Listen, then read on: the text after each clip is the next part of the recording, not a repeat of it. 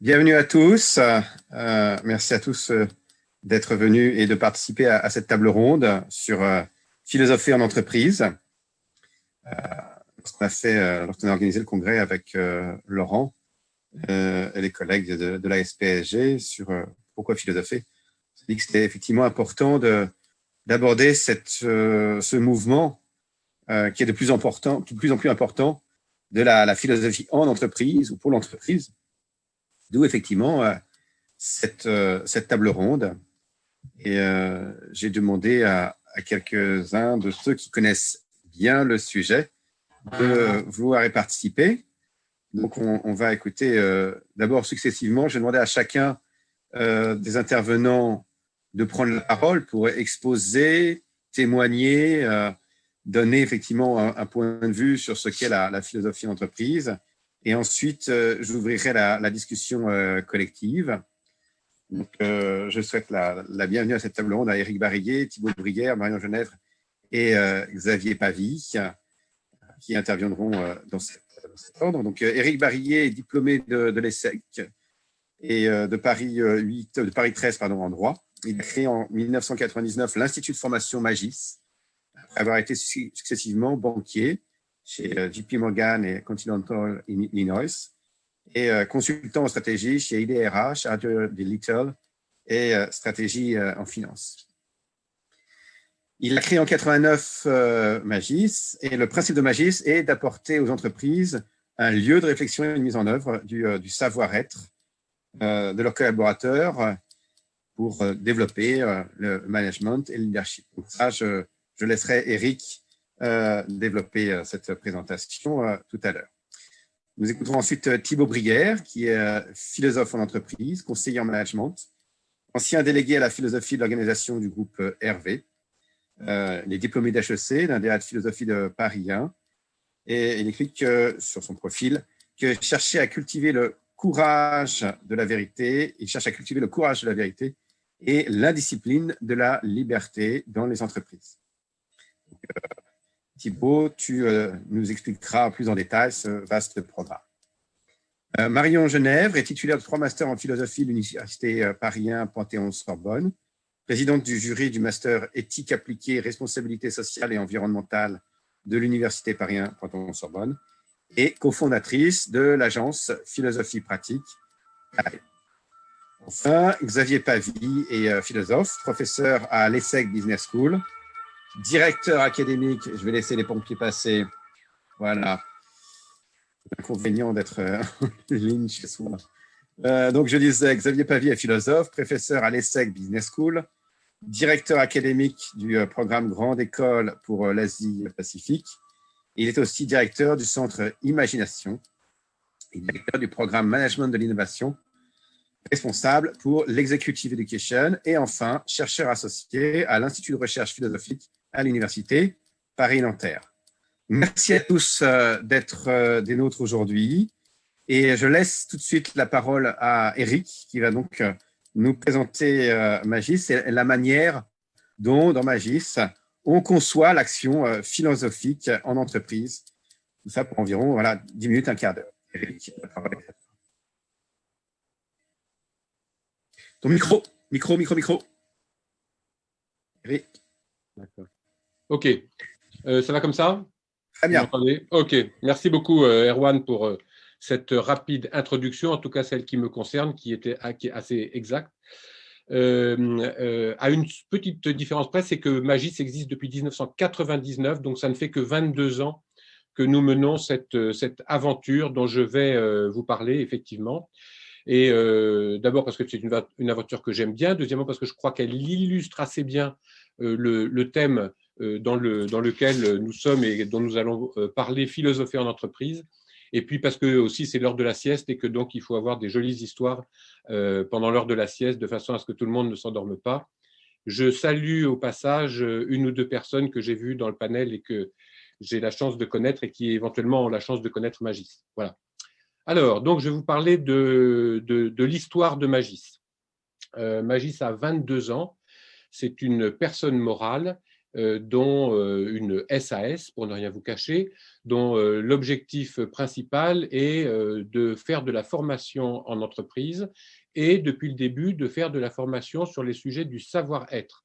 Donc, nous ne sommes pas du tout sur tout ce qui peut concerner les techniques, les métiers, le savoir-faire. Nous sommes sur tout le reste, c'est-à-dire sur tout ce qui va consister pour nous à principalement de la réflexion et de la mise en œuvre de la réflexion sur l'identité, sur les valeurs, sur la vision et sur la décision. Voilà, c'est les 4 grands thèmes sur lesquels nous travaillons. Mais l'histoire de Magis, c'est l'histoire d'abord d'une rencontre. C'est l'histoire d'une rencontre de 2 mondes. Un monde qui est plutôt un monde universitaire, où l'idée de formation en dehors de la formation professionnelle germe, et c'est assez facile qu'elle germe là, parce que le monde universitaire, il fait de la formation, et justement, il ne fait pas de la formation d'entreprise, première chose. Et deuxième monde, le monde de l'entreprise, cette fois-ci, qui, donc je vous rappelle, c'est en 99, a déjà vécu quelques crises, pas encore toutes, parce qu'il y en avait qui étaient sous le boisseau et qui sont arrivées même jusqu'à récemment, mais il y avait déjà eu pas mal de crises, et on peut dire que depuis le milieu des années 70, c'était presque déjà une crise permanente, tout ça. Donc, il y avait des questions qui se posaient, et ces 2 mondes, donc le monde universitaire et le monde de l'entreprise, se sont rencontrés pour essayer de trouver des réponses. Vous voyez que c'est 2 mondes qui sont différents déjà.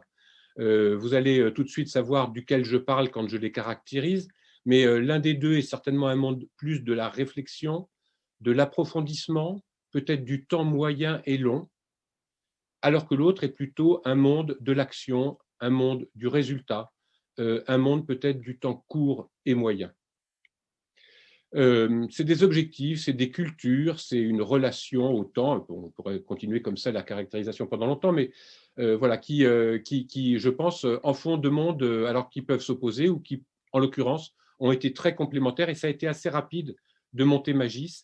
Et dans le monde universitaire, il y avait quelques profs de philo et de culture générale, qui ont bien défendu leur métier, enfin leur spécialité, et qui ont réussi à mettre au cœur de Magis, dans son ADN, depuis le début, la démarche philosophique. Et donc, je crois que c'est à ce titre-là que je suis content de témoigner pour vous ici. Et non seulement dans leur argumentation, dans leur manifeste amour pour la philo, ils ont été convaincants, mais on s'est très vite rendu compte qu'effectivement, et je vais vous dire pourquoi maintenant, à notre avis, la philo a été quelque chose d'assez fort dans les 22 ans de Magis, mais en particulier au début de Magis, parce que la philo peut-être nous a permis de nous démarquer un petit peu. Pour la toute petite histoire, je voudrais juste vous dire quand même que personnellement, ça Erwan ne l'a pas dit, mais peut-être ne le sait-il pas encore, je suis chargé d'un bac C, c'est-à-dire maintenant, pardon, S, c'est-à-dire scientifique, et que 2 ans après avoir réussi mon bac C, j'ai passé un bac A, c'est-à-dire maintenant L, littéraire, parce que je pensais déjà avoir un véritable intérêt pour quelque chose d'autre que l'approche scientifique, mathématique, etc., mais dont on va reparler, vous inquiétez pas. Voilà. Donc, il y avait peut-être déjà dans ma personne des signes avant-coureurs de cette grande rencontre des 2 mondes, universitaires et professionnels, d'entreprise, dont je vous ai parlé il y a un instant. La philosophie donc s'est retrouvée dès le début au cœur de notre dispositif, et la plaquette de Magis que je montre rapidement ici à l'écran, la plaquette de Magis, elle comporte des petits passages sur la philosophie. Magis, une philosophie originale, etc., etc. Donc c'est vraiment un terme que nous utilisons, et j'aurais voulu vous dire pourquoi nous l'utilisons. Nous l'utilisons pour 2 raisons. D'abord parce que la philosophie est un outil. Deuxièmement, parce que la philosophie est un moteur. Alors, je vais commencer par la philosophie en tant qu'outil. Vous voyez que j'ai mon plan dans ma tête. Bon, ça, c'est le côté mathématique du truc. Et la philosophie est un outil, je crois, pour nous en tout cas, à 2 titres. D'abord, la philosophie, c'est les philosophes. il y a peut-être un carteron, on va dire, de philosophes auxquels on se réfère bien souvent dans Magis. Vous les connaissez tous, c'est les plus connus d'ailleurs. C'est Platon, Aristote, Kant et probablement Hannah Arendt. Voilà. Parce qu'ils ont écrit des trucs qui sont directement traduisibles en termes d'entreprise, même si certains l'ont écrit il y a fort longtemps. Et même si la pensée de Platon et c'est la pensée de Socrate, on sait tout ça, mais voilà, enfin, c'est un bon carteron, auquel on pourrait rajouter peut-être Descartes, qui est assez utile. Et puis, il y a aussi quelques grands philosophes du côté spirituel, je pense en particulier à Saint-Augustin ou à Saint Thomas d'Aquin, qui ont été des contributeurs assez efficaces, sans parler de Saint-Benoît et de sa règle, qui ont été des contributeurs assez efficaces pour l'entreprise au XXIe siècle. Pourquoi les philosophes sont efficaces? D'abord parce qu'ils ont eu des idées. Voilà, c'est des gens qui, depuis 2000 ans, 3000 ans, jusqu'à hier, jusqu'à aujourd'hui, ont des idées pour nous. Et que ces idées, ils les consignent dans des bouquins qui sont, pour certains d'entre eux, gratuits, d'autres pas très chers. Et en tout cas, de toute façon, le rapport prix du livre, idées contenues dans le livre, idées au pluriel souvent contenues dans le livre, est véritablement positif pour nous. Donc, il y a des idées. Il y a souvent aussi des démonstrations. Ce n'est pas des gens qui ne font que présenter des idées. Ils démontrent aussi un raisonnement. Et ça nous intéresse particulièrement parce que ce qu'on aime bien dans Magis, c'est que les gens réfléchissent. Troisièmement, ils apportent des conclusions. Donc, ils arrivent à porter des jugements sur la façon dont les idées sont pensées par eux, ce qui nous intéresse aussi. Donc ça, c'est la première dimension de la philosophie outil. La deuxième dimension, c'est la philosophie outil toujours, c'est la philosophie démarche. Pourquoi? Parce que la démarche philosophique, nous trouvons, Magis trouve, et les gens qui ont fait Magis trouvent, que c'est une démarche qui est particulièrement percutante, c'est une démarche qui permet de réfléchir et de réfléchir au-delà, plus loin que là où, généralement, en bon citoyen, on réfléchit quand on réfléchit. Ce qui n'est pas toujours le cas, parce qu'il y a beaucoup de gens qui ne font que penser. Donc réfléchir, c'est déjà pas mal. Moi, j'ai un petit peu théorisé ça dans le cadre de Magis, et j'appelle ça l'idée d'après. Il y a toujours une idée après. Et je pense que la démarche philosophique, celle qui consiste à tirer le fil le plus longtemps possible sans qu'il craque, d'où peut-être philosophie d'ailleurs, vous voyez, cette idée d'après, c'est, je trouve, un concept intéressant et ça donne à la philosophie un rôle très utile, outil utile. Bon, ça c'est la première dimension, c'est un peu le petit couteau suisse que la philosophie peut être. La deuxième dimension, je vous ai dit, c'est que pour nous, la philosophie était aussi un moteur. C'est-à-dire qu'à partir de la philosophie, à partir des philosophes, à partir de la démarche, etc., on arrivait à déboucher dans les entreprises sur autre chose que juste de la philosophie. Et je vais vous donner 2 ou 3 exemples peut-être de philosophie quand elle est appliquée, de conséquences de la philosophie quand elle est appliquée dans l'entreprise. Par exemple, je trouve que la philosophie est un excellent déclencheur, un excellent générateur de quelque chose. Voilà. Il va se passer à partir d'une réflexion philosophique une création,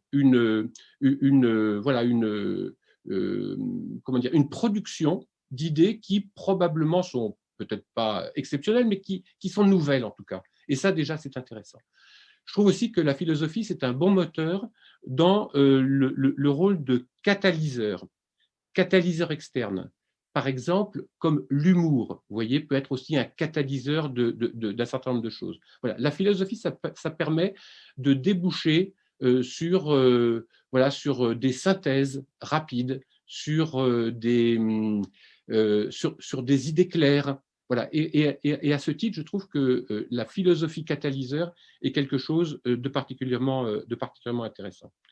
Moi, je trouve aussi que la philosophie, c'est énergisant parce que toutes ces idées, ça fait des micros ou des macro-boosters sur lesquels on peut assez facilement s'appuyer. Et tout ça, ça va nous donner de l'énergie, ce dont on a souvent besoin dans l'entreprise. Et puis peut-être à l'opposé de cette énergie et de cet activisme, je trouve que la philosophie, le nom d'ailleurs le comporte, c'est aussi quelque part un excellent dépresseur. C'est ce qui est relié souvent à la sagesse. Donc voilà, avec la philo, souvent on se calme. Le rythme cardiaque ou le rythme de la réunion devient probablement moindre grâce à la philosophie. Et donc, vous voyez, je trouve que ce rôle moteur de la philo en tant qu'apporteur de quelque chose d'autre que juste de la réflexion philosophique, c'est pour nous, en tout cas, dans le cadre de Magis, particulièrement important. Le troisième aspect que je voudrais voir rapidement avec vous, et j'espère qu'il me reste encore quelques minutes, mais peu, pas beaucoup. Voilà, de 3 minutes. De 3 minutes, d'accord. J'aurais voulu juste vous dire que pour nous, la philosophie dans l'entreprise, ce n'est pas uniquement la philosophie. Alors d'abord parce qu'il y a toutes les matières de l'entreprise, la finance, le marketing, le commercial, la production, la R&D, tout ce que vous voulez. Donc il faut que la philosophie se mêle à ces matières-là. Mais je trouve qu'en tant qu'apporteur de quelque chose de nouveau avec cette dimension philosophique, on est aussi assez en mesure d'apporter autre chose. Et en ce qui nous concerne, nous, dans Magis, je dis juste au passage que Magis, ça veut dire davantage en latin, on s'est aperçu qu'on apportait finalement autour de la philo, ou grâce à la philo peut-être, un certain nombre de dimensions qui pouvaient aussi intéresser l'entreprise. Par exemple, en termes de lettres au sens large, littérature si vous voulez, lettres, on a trouvé que dans les citations, dans les étymologies, dans les traductions, dans la poésie, etc. Il y avait aussi pas mal de ressources. Alors, je les associe à la philosophie parce que philo, c'est livre et livre, hein, bon. Mais vous voyez ce que je veux dire? Je veux dire que ça permet d'accéder à de nouveaux champs d'investigation qui ne sont pas forcément moins intéressants que la philo. Aujourd'hui, on parle de philo, donc vive la philo, mais qui sont peut-être des bons compléments de la philo, voilà, pour l'entreprise. Dès qu'on a ouvert le champ des lettres, évidemment, on ouvre le champ des arts plastiques. Évidemment, on ouvre le champ des sciences mathématiques ou physiques. Évidemment, on ouvre le champ de l'histoire. Et donc, vous voyez, l'entreprise, là où on travaille finalement, et on ne fait que ça, l'entreprise se trouve être un lieu. Tout à l'heure, j'ai associé deux mondes à l'occasion de la création de Magis, mais je m'aperçois de plus en plus que, après 22 ans d'existence, ce qui s'est passé, c'est que Magis a réussi à mettre de la culture générale au milieu de la culture d'entreprise. Et c'est ça qui, moi, me fascine, impressionne, plaît le plus, parce que c'est aussi ce qui plaît le plus, je crois, à nos interlocuteurs, c'est-à-dire souvent des responsables d'entreprise, le fait que le monde de l'entreprise est un monde qui est très ouvert, qui a ses exigences, qui a ses besoins, ses attentes, etc., mais que c'est un monde qui finalement est très ouvert aussi à beaucoup d'autres apports, à commencer peut-être par celui de la culture générale, au sein duquel, au creux duquel, au milieu duquel, au cœur duquel, j'espère, on va retrouver la philosophie. Voilà, j'espère qu'avec ça, j'ai apporté 2 ou 3 éléments de réflexion pour chacun d'entre vous et pour la suite de cette table ronde. Merci beaucoup. Merci beaucoup, Eric. Je donne tout de suite la parole à Thibaut, à son tour, pour un quart d'heure. Merci, Eric. Merci, Erwan. Mon métier, à moi, consiste à faire à être philosophe, enfin, faire de la philosophie en entreprise. Et ce dont je vais témoigner aujourd'hui, c'est de ma dernière expérience professionnelle significative, qui a été pendant 6 ans, 8 ans si on met tout bout à bout, si on intègre des CDD au début, pendant 8 ans d'être philosophe d'entreprise. J'ai été pendant donc 6 ans, 6 ans en CDI, dans un groupe de BTP, pour y être très officiellement le philosophe d'entreprise, si on veut. L'intitulé du poste était délégué à la philosophie de l'organisation. Et donc, j'étais payé explicitement pour y faire quelque chose en lien, à un degré ou à un autre, avec de la philosophie. Et je me propose d'essayer d'expliquer en quoi il pouvait y avoir un lien, que l'on pourra considérer comme lâche ou au contraire comme étant plein dans la cible. Quelles étaient mes missions en tant que philosophe d'entreprise salarié d'une entreprise du BTP. C'était une entreprise de BTP française. Il s'agissait d'abord, il y a eu trois temps. Le premier temps a consisté à mettre à jour la philosophie de l'entreprise, la verbaliser, la formaliser, la conceptualiser. Aujourd'hui, la plupart des entreprises ont sur leur site internet un onglet Notre philosophie. Mon pari, à moi, consiste à les prendre au sérieux, à faire comme si, naturellement, ils ne mentaient pas, comme s'il ne s'agissait pas de communication ou de philosophie cosmétique. Et donc, mon travail a consisté, je le fais sur cette entreprise, donc c'est pour ça que je vais vous parler de celle-ci, mais également sur d'autres, consiste à les prendre au sérieux et à faire avec une entreprise le même travail que l'on pourrait faire avec un auteur de philosophie. C'est-à-dire, lorsque on étudie un auteur de philosophie, Aristote par exemple, et que l'on croit percevoir des contradictions à l'intérieur de la philosophie d'Aristote, eh bien, le travail de l'exégète, si je puis dire, d'Aristote, consiste à préférer imputer cette contradiction à sa propre interprétation plutôt qu'à Aristote lui-même. Eh bien, mon travail vis-à-vis d'une entreprise a été, dans une certaine mesure, le même. Mon travail a consisté, lorsque je percevais une contradiction interne à la philosophie de l'entreprise que j'étudiais, à préférer l'imputer à un défaut de compréhension de ma part plutôt qu'à un défaut de cette philosophie d'entreprise. Et de même, lorsque je percevais une contradiction externe, pour le coup, entre cette philosophie d'entreprise et puis les actions concrètes menées par cette entreprise, eh bien, à nouveau, c'était simplement un nouveau défi qui m'était donné pour essayer de trouver la cohérence plus générale à l'intérieur de laquelle ça s'inscrivait et pour qu'il n'y ait pas de contradiction. Et donc, le premier temps, celui de la mise à jour des philosophies d'entreprise, en l'occurrence de celle-ci, de cette entreprise de BTP, a consisté à, lorsque je percevais une incohérence dans les phénomènes observés, à essayer de trouver une théorie plus englobante, plus générale, une philosophie permettant de rendre raison de ces phénomènes. Donc voilà, premier temps, dégager la philosophie d'entreprise, la formaliser. Le deuxième temps, ensuite, lorsque j'ai fait ce travail, le dirigeant de cette entreprise m'a demandé d'intégrer, de continuer le travail. Ça, c'était un travail en fait de CDD. Il m'a demandé ensuite de rentrer en CDI dans l'entreprise pour les aider à diffuser cette philosophie d'entreprise. Donc le second temps de mon travail a consisté, après l'avoir dégagé, à enseigner cette philosophie d'entreprise. L'enseigner en interne, l'enseigner à l'extérieur. À l'extérieur, eh bien, c'était par le biais de tables rondes, de petits déjeuners professionnels, de participation à des colloques, etc., pour valoriser, pour crédibiliser cette philosophie d'entreprise. De même que on peut être payé à enseigner Platon, de même que l'on peut être payé à enseigner Aristote, moi, mon travail consistait à être payé pour enseigner une philosophie d'entreprise déterminée, une philosophie d'entreprise, si vous voulez.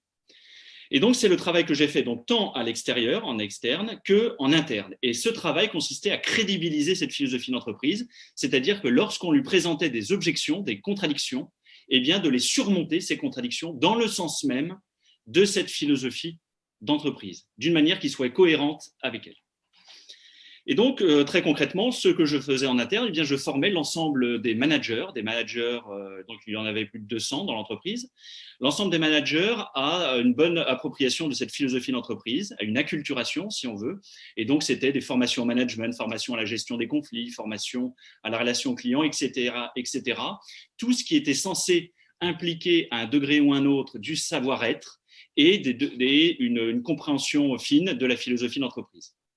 Donc, mon travail, pour une part, était sous cet angle celui d'un sophiste d'entreprise. Donc, le philosophe en entreprise, lorsqu'il se retrouve salarié de l'entreprise, pour une part, il a à être un sophiste d'entreprise, c'est-à-dire qu'il est payé pour enseigner une philosophie d'entreprise déterminée, à laquelle éventuellement on ne lui demande pas de savoir s'il y croit ou s'il n'y croit pas. Son travail, c'est de l'enseigner, de la crédibiliser. Donc ça, voilà, sous premier aspect de mon travail, donner du sens. Et donc ça, fonction de sophiste d'entreprise. Mais indissociablement, il y avait également celle de mission de remettre en question le sens, c'est-à-dire en même temps d'éveiller à l'esprit critique des personnes à qui il m'était donné d'enseigner cette philosophie d'entreprise en interne.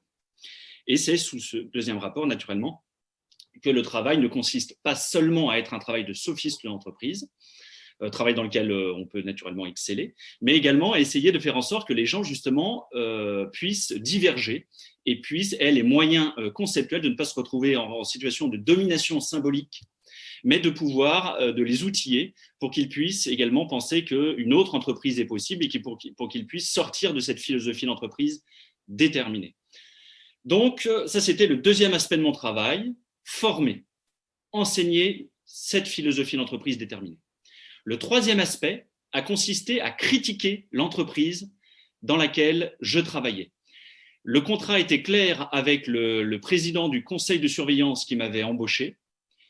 Mon travail était, pour une part essentielle, de critiquer l'organisation, d'essayer d'abord de trouver les grumeaux dans la pâte, les endroits dans l'organisation où il y avait des contradictions entre la philosophie d'entreprise officielle, affichée, et les comportements réels des individus, aussi bien que des problèmes que éventuellement des logiciels, par exemple des logiciels qui ne respecteraient pas l'égal degré de transparence qu'il devait y avoir à tous les niveaux hiérarchiques.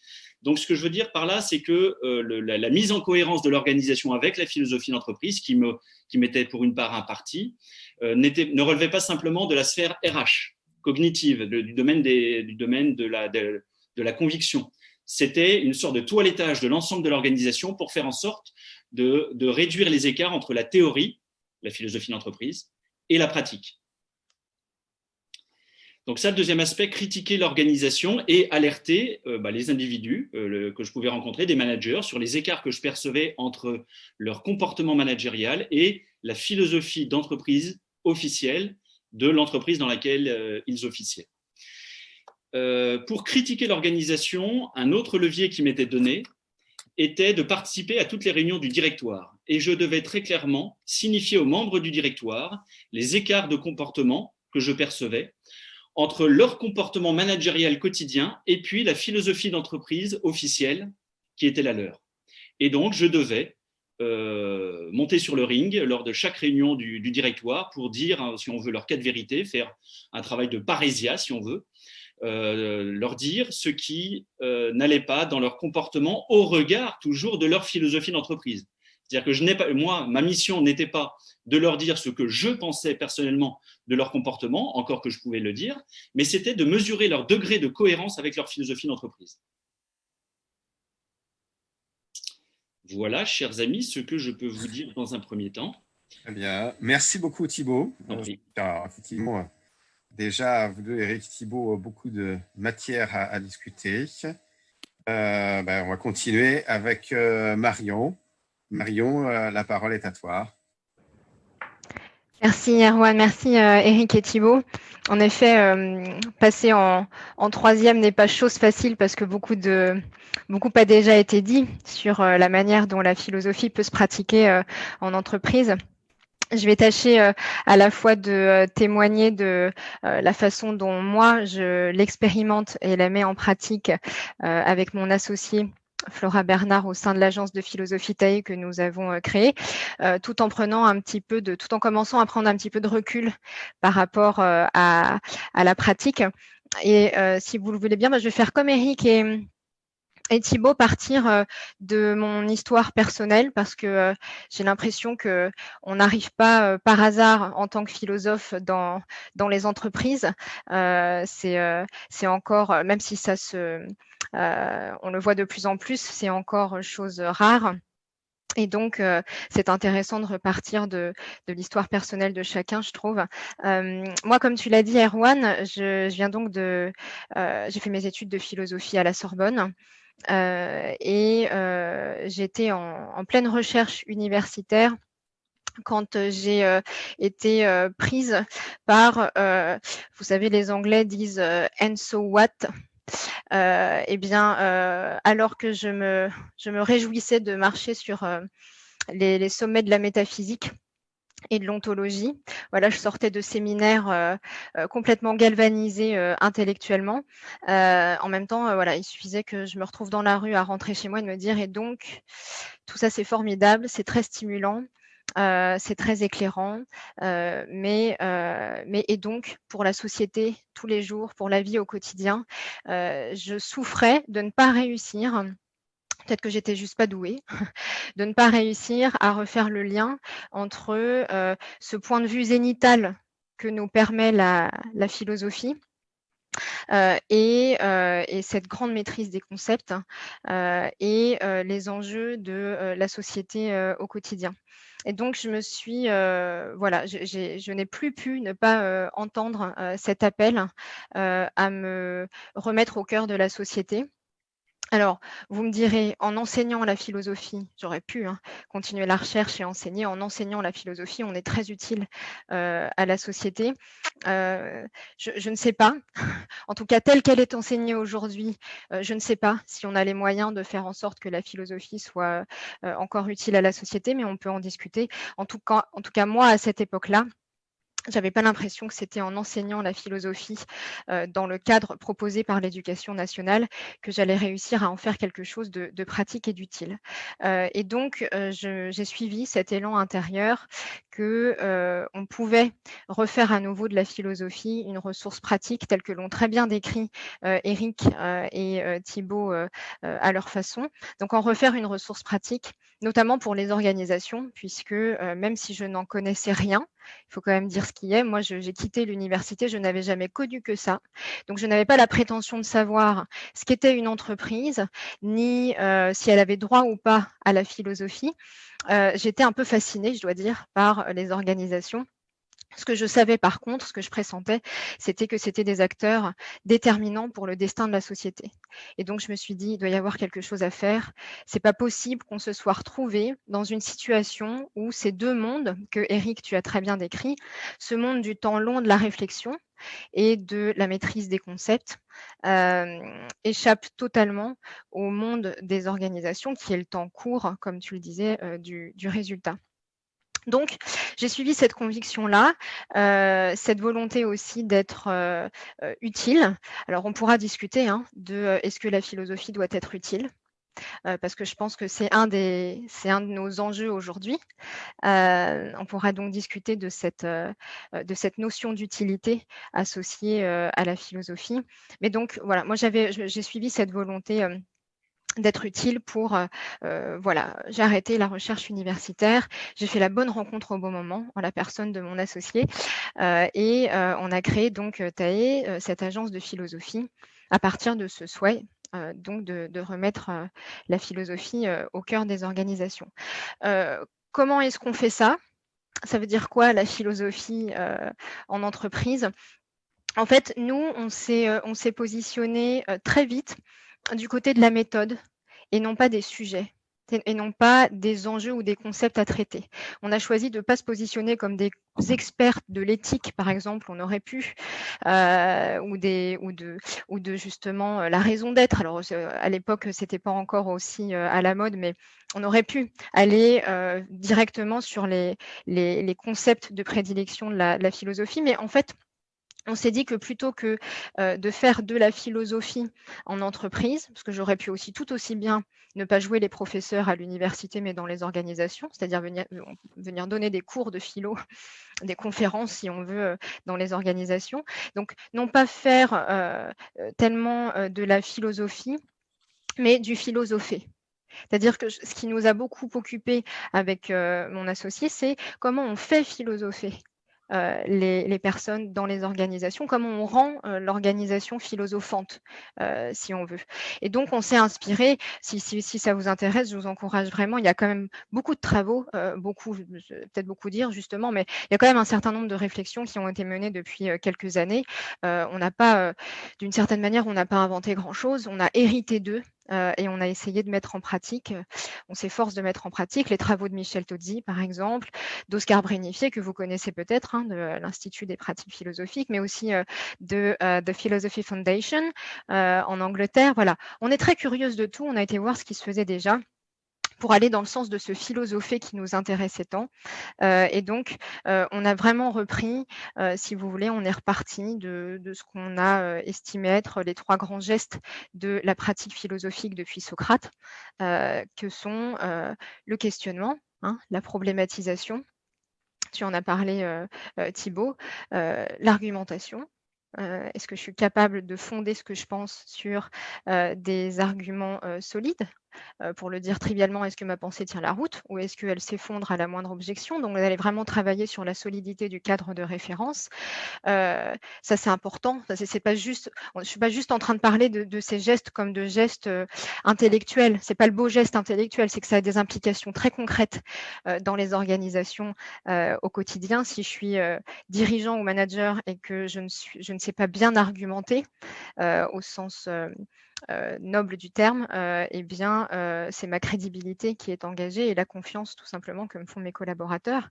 Donc, premier geste, questionner, second geste, argumenter, troisième geste, conceptualiser, sachant qu'il y a cette idée que conceptualiser, vous savez, c'est voilà, d'abord choisir les mots justes et surtout être en capacité de leur donner du sens. Hein. C'est toujours être en capacité de se dire qu'est-ce que je dis quand je dis ce que je dis. Voilà, et donc les organisations, elles sont, comme vous le savez, pleines de jargon qui fait que, voilà, on a des gros mots plein la bouche qui ne signifient plus grand-chose, malheureusement, et donc qui sont, sinon de peu d'effet sur le réel, du moins d'un effet très, très appauvri et surtout étroit. Hein, c'est-à-dire que ça laisse plus beaucoup de liberté de pensée et de liberté d'action. Donc, nous, on travaille dans cette circulation entre questionner, argumenter, conceptualiser, avec cette idée que, et ça, c'est peut-être ce qui peut le plus choquer au début quand on se présente, quand on présente la chose, que penser, ça s'apprend, et dialoguer aussi. Puisque nous, on est reparti de cette pratique du dialogue. Alors, on dit qu'on la trouve chez Socrate, cette pratique du dialogue. On en discute souvent avec mon associé et on tombe assez souvent d'accord sur le fait que est-ce que c'est vraiment du dialogue que faisait Socrate? Pas sûr, pas sûr. Mais bon, c'est comme ça que les a nommés Platon. Donc on les a nommés a posteriori. Donc, mais nous, en tout cas, on croit beaucoup à cette pratique du dialogue. Et on croit surtout que ça s'apprend. Donc évidemment, ça peut être un peu choquant quand on se présente dans les entreprises en disant à nos clients on va vous apprendre à penser, on va vous apprendre à dialoguer. Alors, on ne le dit jamais exactement comme ça, parce que vous imaginez bien que sinon, on nous rétorquerait, vous êtes gentil, mais la porte, c'est par là, on ne vous a pas attendu pour réfléchir. Simplement, comme ça a déjà été dit dans d'autres ateliers, et notamment dans la très belle conférence de Laurent ce matin, les entreprises réfléchissent. Évidemment, mais elles ont une réflexion qui a une finalité très spécifique, très particulière, qui est qu'on réfléchit pour agir, on réfléchit pour solutionner, et on réfléchit, comme tu le disais, Eric, pour obtenir un résultat court terme, qui est souvent un résultat financier. Voilà.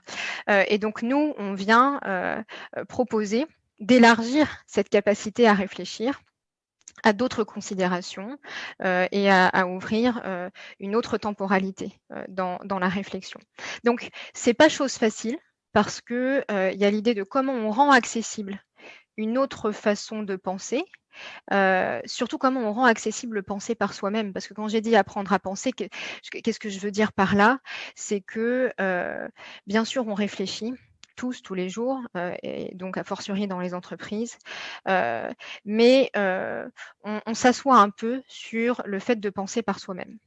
C'est-à-dire que ça va toujours plus vite, c'est toujours plus efficace, entre guillemets, mais on pourra revenir sur cette question de l'efficacité, d'avancer sur la base d'évidence, de certitudes, qui ne sont pas toujours les nôtres au sens où on ne les a pas toujours examinées de près, on les a héritées de notre société, de notre éducation, de notre entreprise, et donc on avance avec ça, mais il n'y a pas toujours beaucoup de pensée par soi-même dans les organisations. Et nous, on vient essayer de faire cette proposition de l'autonomie de pensée, d'une certaine manière, mais pas d'un penser par soi-même qui soit en opposition ou qui vienne menacer le collectif, parce qu'on accorde aussi beaucoup d'importance au penser ensemble. Et ça, je pense que c'est un peu nouveau, au sens où, quand on est un philosophe universitaire, que j'ai été, on pense beaucoup seul. Alors, seul, bien sûr, je pense avec mes livres. Hein. J'ai beaucoup pensé avec mes livres. Et si on veut, par métaphore, j'ai beaucoup dialogué avec les philosophes que j'ai lus. Et puis on peut dialoguer avec ses collègues de laboratoire, hein, bien sûr. Mais néanmoins, la pratique de la philosophie dans les universités, elle est assez solitaire. Et elle l'est d'autant plus que, et je suis prête à être confrontée sur ce point, j'ai observé qu'il y avait quand même, et c'est pas un reproche plus qu'à d'autres, parce que je sais pas si on peut tous bien s'en prémunir, il y a de l'entre-soi. C'est-à-dire qu'on a l'impression de dialoguer avec d'autres, bien sûr, mais on dialogue avec d'autres philosophes qui ont les mêmes références que nous. Et donc, c'est un peu de la même manière que je trouve qu'on est aujourd'hui dans une société où les médias parlent aux médias, il y a un peu cette tendance-là dans la recherche universitaire. Et donc, nous, ce qu'on a essayé de faire quand on se met dans les organisations, c'est comment, tout en invitant à penser par soi-même, on n'oublie pas que, d'une certaine manière, on ne peut jamais aussi bien le faire qu'en pensant ensemble. Et ça aussi, ça s'apprend.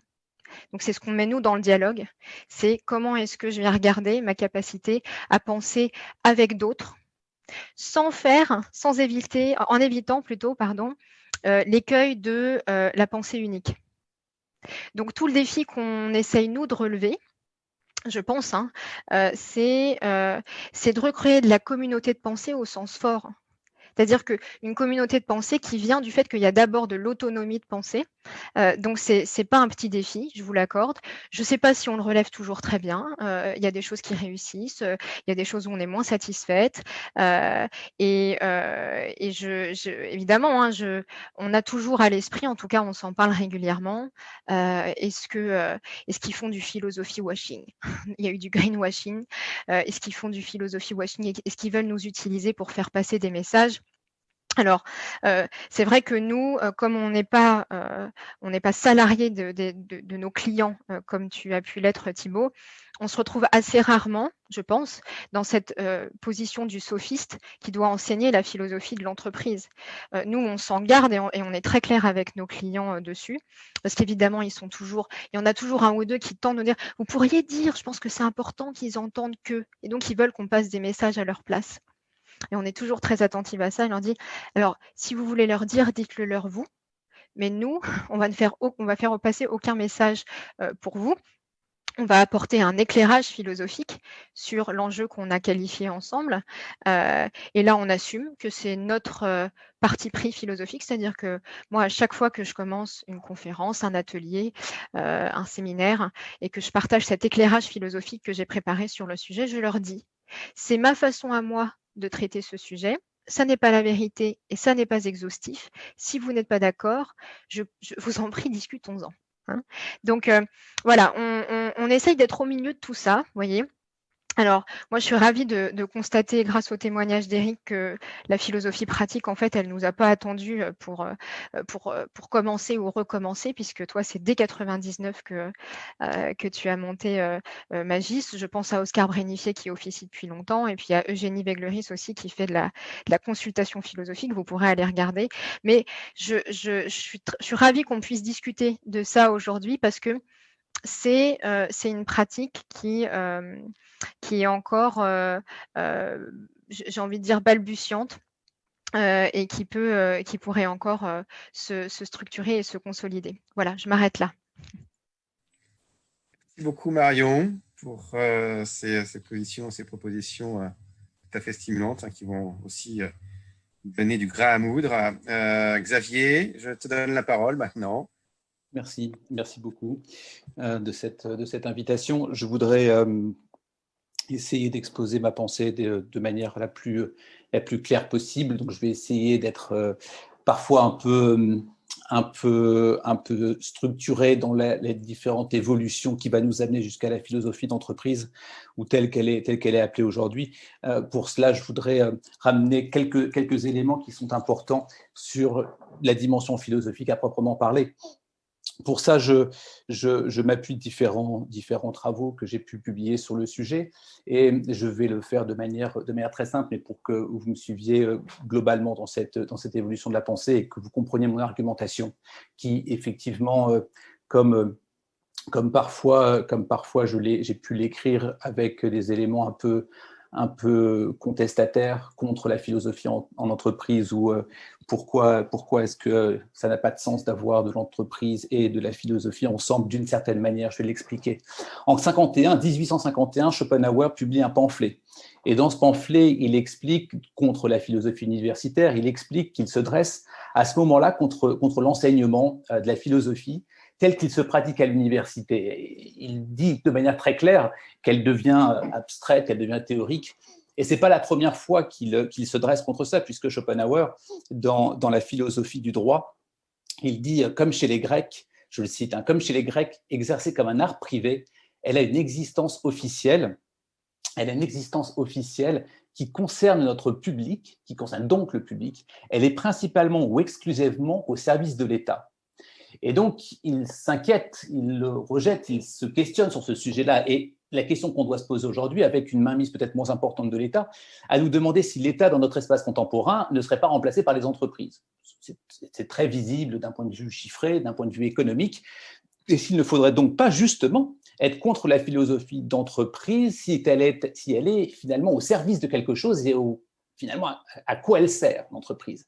Au service de quoi elle est, l'entreprise. Et c'est ça qui est l'élément déterminant, parce que philosophie d'entreprise est probablement une bonne chose, la question, ou en tout cas de bons principes, de bonnes pensées, mais la question, c'est au service de quoi elle est, l'entreprise. Et on peut se poser cette question, en effet, puisque depuis une dizaine d'années, on ne cesse de voir des philosophes d'entreprise, en effet, des séminaires d'entreprise, des agences de philosophie, des consultations philosophiques d'entreprise. On a toutes ces dimensions qui arrivent, qui émergent, et on se demande finalement, est-ce que l'on est en train de servir l'entreprise ou est-ce qu'on est en train de servir le bien commun ? Et si ce n'est pas le bien commun, quel type de bien ? Est-ce que c'est un bien personnel, un bien privé ? Et à ce titre-là, la philosophie doit questionner.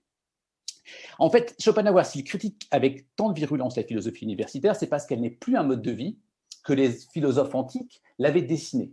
Les philosophies antiques le dessinent de manière très claire, et c'est pour ça aujourd'hui on parle de philosophie pratique, mais en fait, la philosophie pratique, il n'y a pas d'autre type de philosophie. Éventuellement une philosophie théorétique aristotélicienne, mais passons là-dessus. Stoïciens, épicuriens, cyniques sont effectivement au cœur de cette philosophie antique, et à cette période, en effet, les vrais philosophes étaient ceux qui mettaient en cohérence leurs paroles de sagesse en actes. Alors, de nombreux critiques s'élevaient contre ceux qui ne s'occupaient pas finalement de la formation éthique de leurs disciples à cette époque-là, et ne s'engageaient pas réellement dans un mode de vie philosophique. Platon, d'ailleurs, c'est très très connu, vous connaissez ça tous, mais je le rappelle très, très brièvement, expliquait que s'il avait cherché à jouer un rôle à Syracuse lorsqu'il part, c'était pour ne pas passer évidemment à ses propres yeux comme un beau parleur, incapable d'agir, et donc il part évidemment au chevet, si l'on peut dire, du tyran. Polémon se moquait des professeurs qui cherchaient à se faire admirer pour leur habileté dans la dialectique et la rhétorique, et qui se contredisaient évidemment dans la conduite de la vie, dans la vie privée à proprement parler. L'enjeu alors était clair. Il ne s'agissait pas de penser correctement, de penser éthiquement, de penser finalement avec une sorte d'éthique ou de bienveillance, mais véritablement de faire le bien. Et cette dimension-là est fondamentale. On n'est pas en train de rechercher l'éthique. L'éthique également n'est probablement qu'un moyen pour accéder à quelque chose d'autre. Et si la philosophie est une combinaison entre théorie et pratique, puisqu'il y a les deux, on n'a pas la possibilité de pratiquer correctement si nous n'avons pas une bonne théorie, comme nous n'avons pas une bonne théorie sans pratique également, et les deux sont évidemment fondamentales, eh bien, c'est cette dernière qui est la plus importante. C'est toujours la pratique qui est la plus importante dans l'Antiquité. L'histoire de la philosophie est faite, je passe là-dessus, mais faite de réappropriation, comme vous le savez, que ce soit par des religions, que ce soit par la fonctionnalisation de l'enseignement. C'est d'ailleurs à partir du Moyen-Âge, et on va avoir une conséquence de ça qui arrivera jusqu'à Schopenhauer, qui va la critiquer. Vous connaissez tous le mot de Whitehead quand il dit que finalement la philosophie n'est aujourd'hui que des notes en bas de page. Eh bien, cette dimension-là est importante à voir, puisque son intégration universitaire a fait d'elle une discipline qui s'est en quelque sorte dégagée du quotidien. Elle est moins destinée à se pencher sur le comment vivre qu'à commenter des textes, comme je l'ai dit avec Whitehead.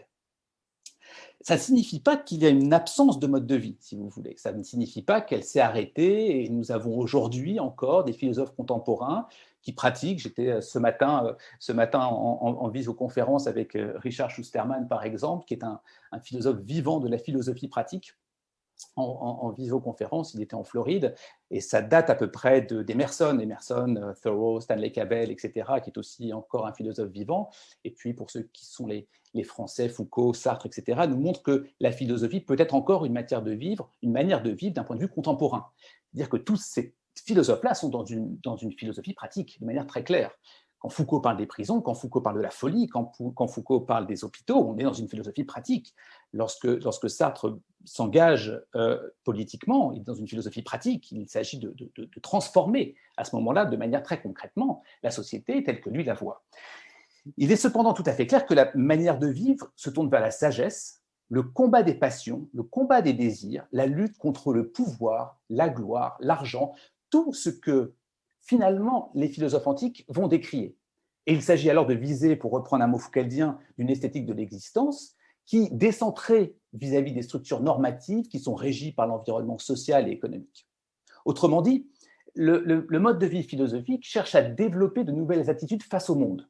Et ça, c'est très important pour nous dans notre sujet de la philosophie en entreprise, de nouvelles attitudes face au monde, pour tenter de vivre à minima du mieux possible, ou en tout cas du moins mal possible. Alors que l'existence quotidienne apporte son lot d'obstacles en entreprise comme ailleurs, mais aussi en entreprise, de difficultés, de tristesse, de soubresauts, de frustration, de stress, qu'il s'agit de gérer tout le temps, en permanence, et encore une fois, professionnellement comme dans la vie privée. Eh bien, depuis 2500 ans, il y a des philosophies qui se mettent en place pour ça. Et c'est ce qu'on appelle, à proprement parler, c'est sur ce sujet que j'ai fait ma thèse, la pratique des exercices spirituels, que les philosophes antiques ont cherché à aider leurs contemporains de manière claire à ce moment-là, qui est toujours valable, toujours d'actualité, qu'il soit méditation, dialogue, discussion, lecture, écriture, et ils aident finalement celui qui les intègre, celui qui les met en œuvre.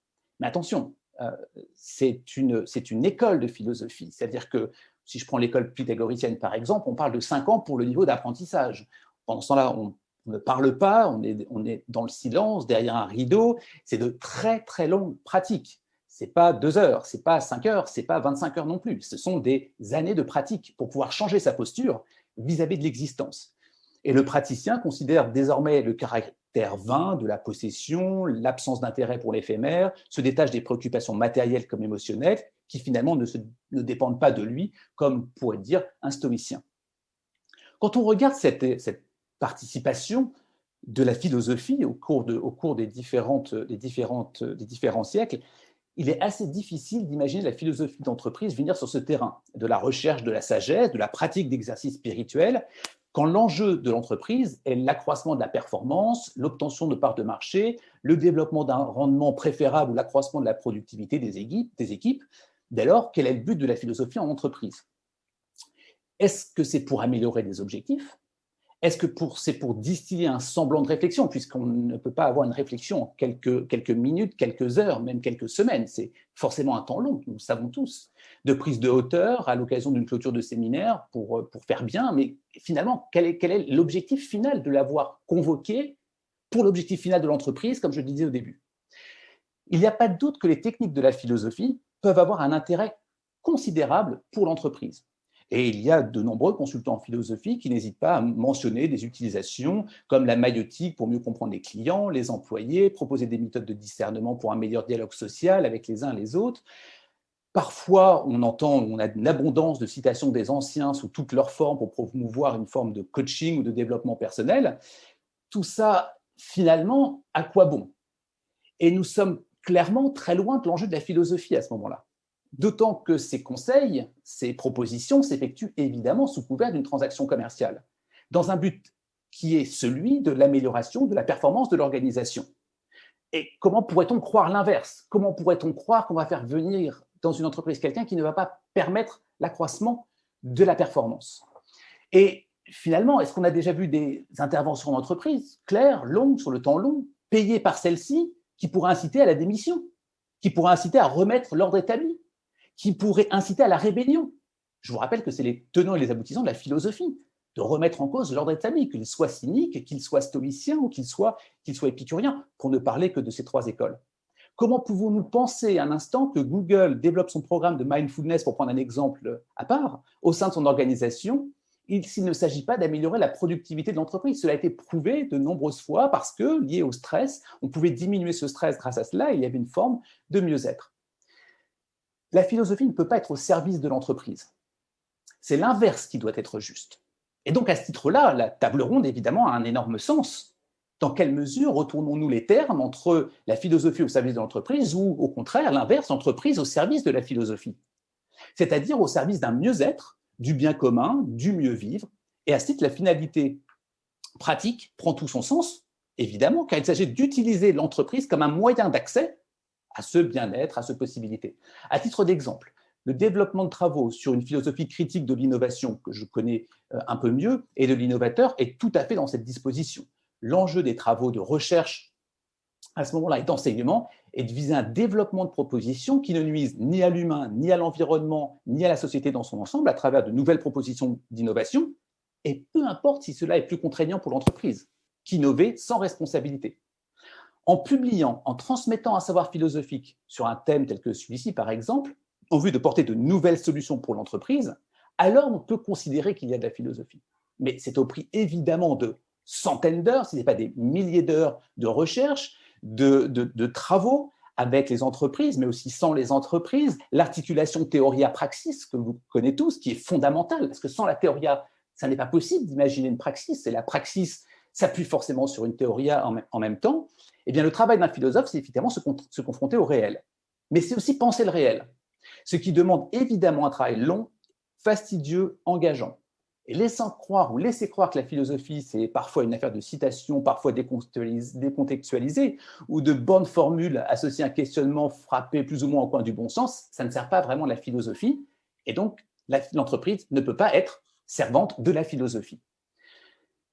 Que les entreprises, et on va ouvrir peut-être le mot, mais pour finir, que les entreprises aient besoin de croître, de générer des bénéfices, d'améliorer leur processus et leur productivité, c'est une évidence. Les entreprises, c'est leur but, créer un tissu économique et social déterminant, fondamental. Est-ce qu'elles ont besoin d'aide pour cela? En conseil en stratégie, de conseils pour mieux gérer leurs problématiques humaines, économiques. Il n'y a aucun doute là-dessus, et il le faut. Et le recul des consultants qu'ils possèdent, leurs compétences, est une grande utilité pour elles, et il faut promouvoir ce développement des organisations. Est-ce pour autant à la philosophie de se retrouver dans ces arcanes, d'utiliser ces techniques qualités dans un but d'intérêt privé? Si la philosophie doit demeurer un mode de vie, ce que j'ai expliqué au début, alors est-ce que c'est vraiment à l'occasion d'un workshop ou d'une conférence? Nous avons à respecter l'entreprise, son rôle, ses apports qui sont déterminants, indispensables. Mais ce respect n'est pas moins valable non plus pour la philosophie. Et loin de les écarter, elles peuvent tout à fait cohabiter, même s'entraider, dès lors que la fin est bel et bien la fin pour la société, pour l'organisation et le bien commun. Ainsi que ça se développe, on voit évidemment les questions sur l'innovation responsable, mais Erwan a publié un article, un chapitre dans du développement de l'esprit critique des business développeurs, Laurent Bibard, la gestion entre éthique et politique qu'il avait développé. Ça existe. Ou Ghislain Deslandes également qui a publié sur les questions du management à ce sujet-là, tout à fait pertinente. La philosophie d'entreprise, telle qu'elle semble être aujourd'hui, n'a aucun sens philosophique. Alors, ça peut être autre chose, et ça, c'est très bien, mais ça n'a pas de sens philosophique. La philosophie ne sera jamais achetable ni commercialisable. C'est un usage superficiel de la philosophie, qui est en fait pour un enjeu de profit, de communication, peut-être du sophisme, comme on l'appelait auparavant, mais ça n'est pas ça. Pourtant, nous aurions tous à gagner au développement d'une pensée philosophique pour penser à nouveaux frais l'entreprise. Et donc, que l'entreprise soit au service de cette philosophie. Non pas pour aider forcément celle-ci, mais comme je l'ai dit, pour qu'elle soit dans une aide à la finalité de la philosophie. Ainsi, il faut s'interroger. Comment des organisations peuvent aider au bien commun? Comment des entreprises peuvent aider à lutter contre les passions, les désirs, le pouvoir, les promotions, les augmentations, tout ce que l'on sait, qui sont toujours vains et éphémères? Ce sont des questions philosophiques fondamentales que l'on a besoin d'aborder près des entreprises. Est-ce qu'elles sont prêtes à cela? Et qui serait prêt également à porter ces propos de manière désintéressée? C'est globalement ces différentes dimensions que je souhaitais partager avec vous. Merci beaucoup, Xavier. La philosophie en entreprise ou ailleurs, hein, je crois qu'on va tous être d'accord au moins sur ce point-là. C'est le débat, le dialogue, le désaccord, la discussion. Je crois qu'on a beaucoup d'éléments de discussion. Parce qu'il est là, après la touche finale, le contrepoint qu'offre Xavier. C'est très intéressant. J'ai déjà plein de réactions sur le chat. Je sais que Thibaut souhaite aussi réagir. Je t'ai vu lever le doigt tout à l'heure. Et je pense que vous allez tous aussi engager la discussion entre vous. C'est ce que j'espère. C'est ce qu'il faut pour la table ronde. Juste avant, j'aimerais bien, moi-même, effectivement, quand je vous ai écouté, quelque chose m'est apparu, notamment aussi après l'intervention de Xavier, qui semble peut-être orthogonale par rapport aux autres intervenants. Mais en fait, j'ai l'impression que vous êtes tous d'accord sur l'idée que la philosophie, c'est un mode de vie, et un mode de vie qui vise le bien-être. Et alors là, je vais jouer la mouche du coche, et je vais... voilà. Est-ce que c'est forcément le cas? Est-ce qu'il faut forcément considérer que, justement, là, il y a plein, comme tu le disais, rappelé Xavier, même du temps de Platon, on n'était pas forcément d'accord avec l'idée que la philosophie soit effectivement un mode de vie qui nous mène vers un état meilleur, ou qui mène collectivement vers un état plus désirable. Il y a aussi toute une dimension technique de la philosophie, cette dimension universitaire qui n'a pas forcément très bonne presse. Est-ce qu'il faut l'oublier?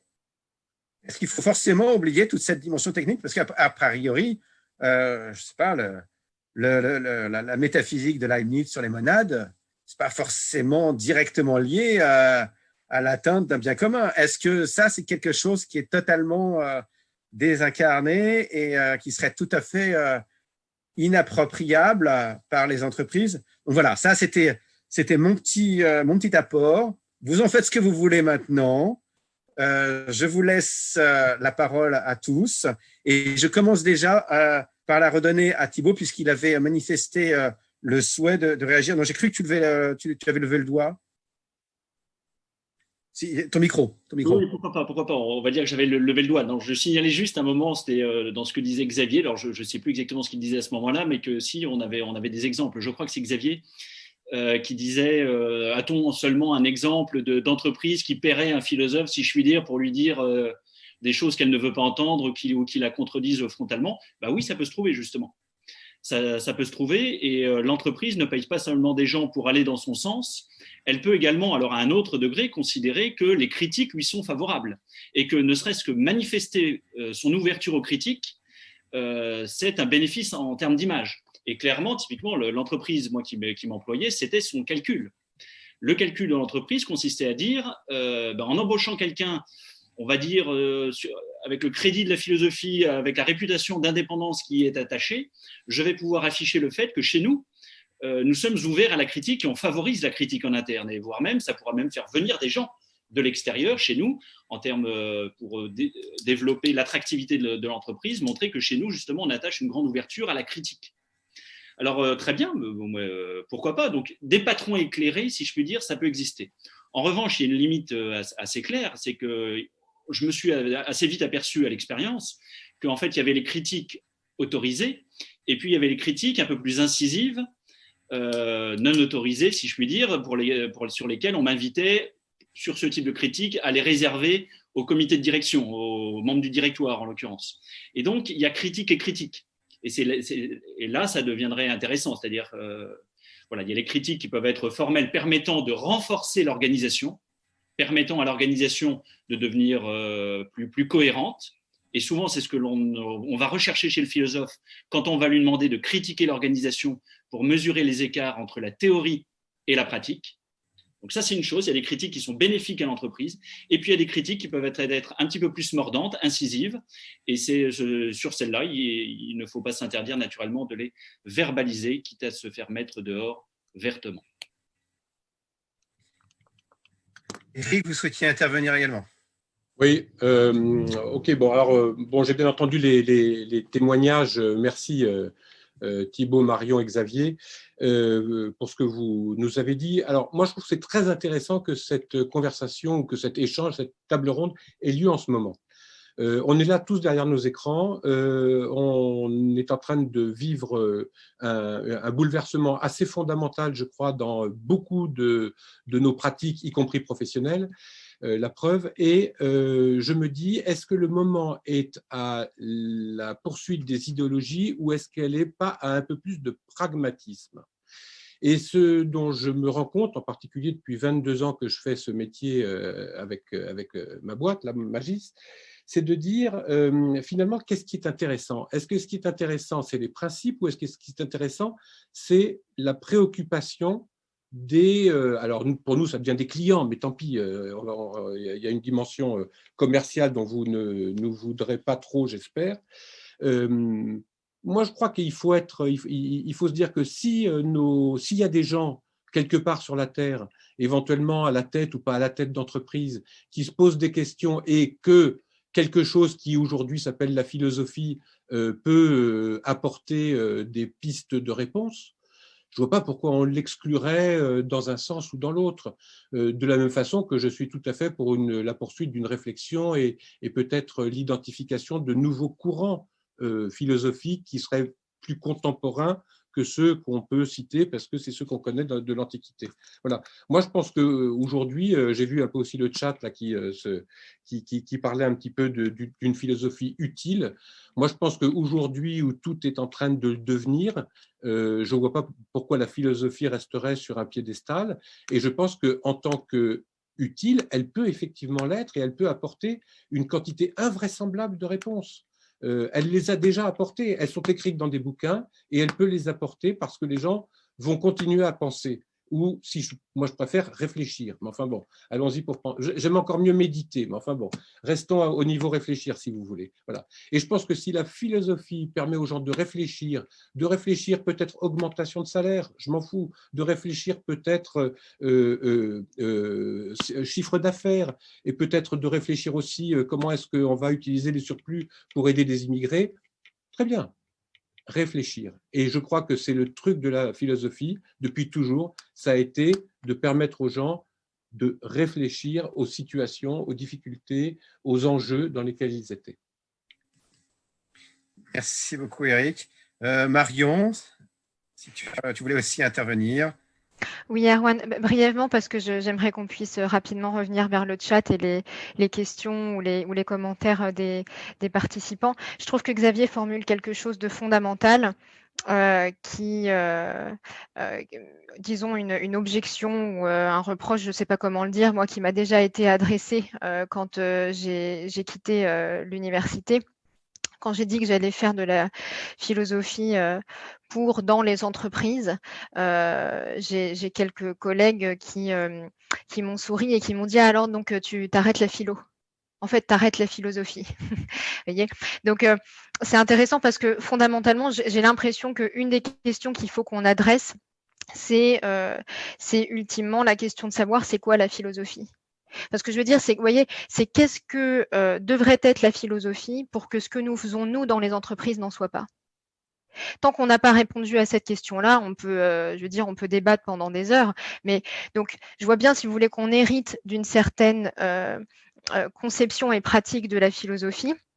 En fait, ce qui reste, enfin, malgré les références, les renvois à quelques personnes que Xavier a faites, il y a peut-être des philosophes encore praticiens aujourd'hui, mais enfin, je veux dire, il faut dire ce qui est. La philosophie est surtout devenue une discipline universitaire avec sa puissance d'abstraction. Bon, très bien.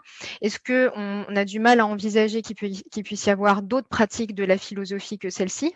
C'est-à-dire, est-ce que finalement, il y a une version puriste de la philosophie et puis tout ce qui n'en est pas est une version dévoyée? Je pense que ça se discute vraiment.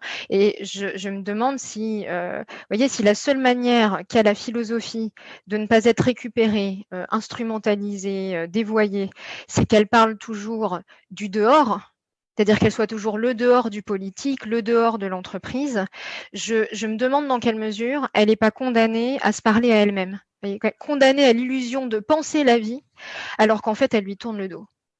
Donc, moi, je ressens vraiment, si vous voulez, j'en ai un peu marre de cette binarité, c'est-à-dire c'est soit t'en es, soit t'en es pas. C'est la philosophie ou l'entreprise. Voilà, il faut choisir. Et je terminerai en revenant sur ce sur quoi nous interpellait Xavier. Est-ce que utiliser la philosophie pour des intérêts privés, littéralement, c'est ce que j'ai noté. Encore une fois, vous voyez, pour moi, c'est faire C'est mettre une frontière là où en fait on pourrait voir un peu plus de porosité, parce que les organisations privées, elles sont pas hors sol, elles sont plein pied dans une société dont elles décident du destin. Et donc on peut aussi supposer qu'en œuvrant avec, dans ces organisations, donc pour des intérêts privés, il y a une sorte d'influence indirecte, voyez, au service de l'intérêt public, parce que si on arrive à modifier au fur et à mesure des années, et là je vous rejoins Xavier, ça va peut-être prendre très longtemps, peut-être qu'on sera même pas là pour le voir, mais il faudra pas regretter de ne pas avoir commencé à rendre les entreprises philosophantes pour que petit à petit elles se mettent vraiment au service d'un idéal de société. Donc je militerai pour un peu plus de pensée inclusive. Merci beaucoup, Marion. Donc, des philosophies au pluriel, et plutôt que de savoir ce qu'est la philosophie, finalement, ce que sont les philosophies, ou plutôt ce qui pourrait ne pas être la philosophie, vraiment, est-ce qu'on peut poser la question? Xavier, je te laisse quand même la parole avant de passer aux questions du chat. Oui, alors tu l'as mentionné, Erwan, moi je suis prof dans une business school. Hein. C'est-à-dire que j'ai tous les jours et toute l'année à peu près 800 à 900, voire 1000 étudiants que je vois, à qui je parle de manière très concrète. Je vous donne un exemple simplement qui m'est simplement arrivé hier. Quand je fais un cours de philosophie et stratégie pour l'innovation responsable, et qu'à la fin de la séance, on finissait le cours, une jeune fille qui est pharmacienne qui vient me voir et qui me dit j'ai complètement adhéré à vos propos, je comprends, etc. etc. Est-ce que vous pouvez me citer une ou deux entreprises pharmaceutiques dans lesquelles je peux travailler, parce que je ne veux pas travailler dans une autre que celle-ci maintenant. C'est-à-dire que l'action, elle est extrêmement concrète, elle est extrêmement claire, je ne suis pas hors sol. Alors, je n'ai pas précisé non plus que j'ai travaillé pendant 15 ans, j'étais directeur marketing dans des entreprises, Unilever, le Club Med, Nestlé également. Donc je vois ce que sont les entreprises. Simplement, ma caisse de résonance, elles sont les étudiants, ce sont qui sont en train de mettre en place. Et donc, le fait de qualifier le philosophe de hors-sol, quand on est dans une business school, quelle qu'elle soit, hein, peu importe la business school que ce soit, et peu importe si c'est une business school ou pas, d'ailleurs, une université, vous avez des sciences de gestion, les IAE, etc., dans lesquelles il y a énormément de sens. C'est-à-dire que le public auquel je crois, ce sont les étudiants.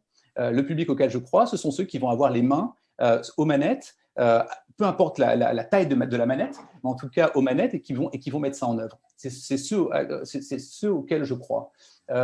Vous savez, il y a cette expression « why we do the thing we do ». Pourquoi est-ce que nous faisons les choses que nous faisons? Mais quand vous posez cette question-là à des étudiants, ils vont vous dire pourquoi je fais ce que je suis en train de faire?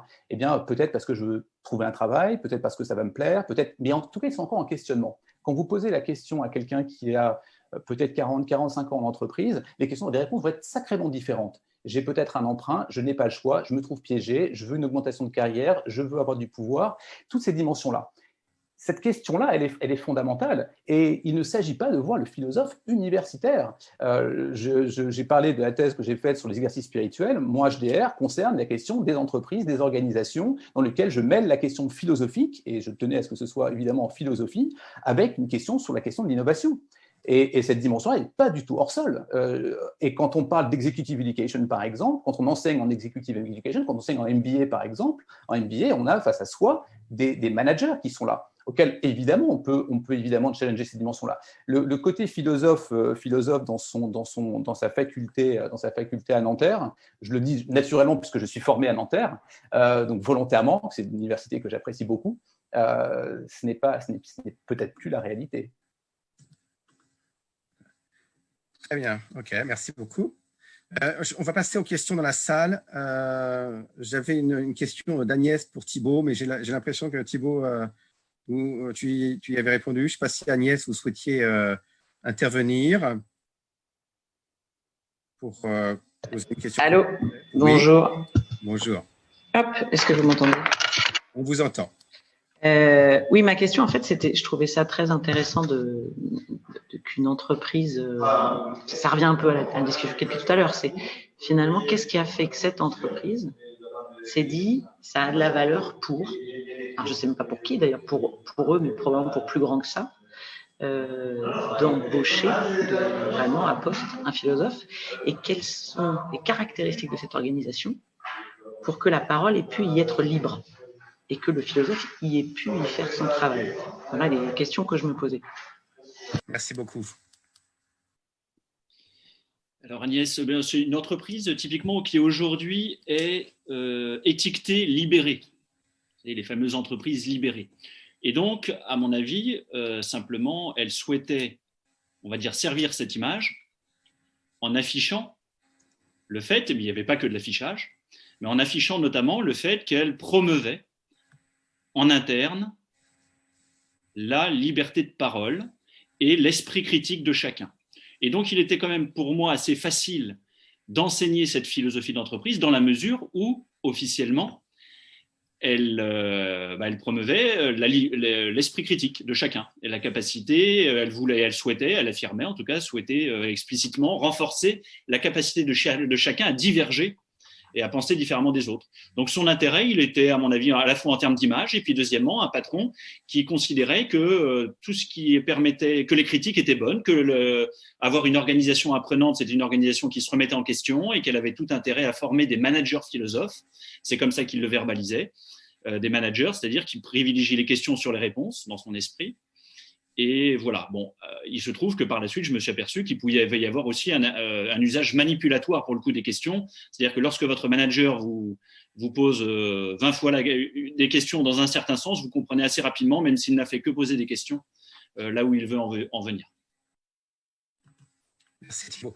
Agnès, je pense que c'est une question très importante, effectivement, cette question des conditions d'accueil de la philosophie de l'entreprise. Merci beaucoup pour cette question. Eric, je vais te redonner la parole, mais avant, j'avais une question de François Demarche qui avait noté dans le chat qu'il voulait intervenir. François, je te laisse la parole. Ensuite, Eric et Laurent, je te donne la parole après. François. Voilà, ça y est, j'ai réussi à activer le son. Oui, alors, bon, moi, je trouve une discussion très intéressante sur la question du rôle de la philosophie vis-à-vis de l'entreprise, comment se positionner, etc. En 2 mots, je vais indiquer ce qui a été mon parcours personnel, mais en 2 mots. Je me suis intéressé à la philosophie très tôt, en classe de 4e. Voilà. Bon. Et puis, je suis tombé, je ne vais pas commencer par lire Marx, mais je suis tombé sur évidemment la pensée de Marx, je suis tombé sur les thèses sur Feuerbach. Et à un moment donné, effectivement, il y a une thèse qui a résonné, c'est les philosophes jusqu'à maintenant n'ont fait qu'interpréter le monde. Je pense que vous connaissez la phrase. Il s'agit maintenant de le transformer.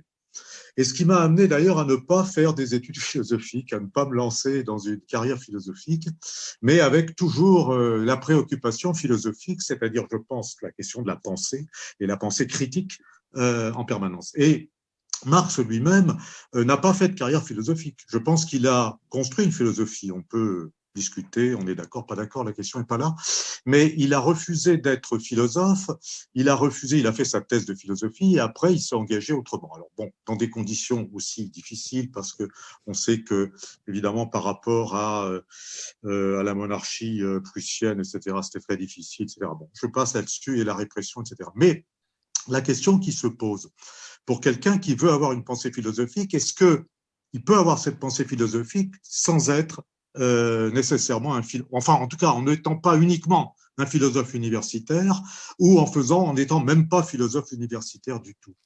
Et là, je pense à la question des interventions en entreprise. Moi, par exemple, il m'arrive d'intervenir en entreprise, mais pas pour l'employeur. J'ai fait un choix, alors qui est possible, compte tenu entre guillemets, mes compétences et de ce vers quoi j'interviens, mais c'est d'intervenir vers les représentants du personnel.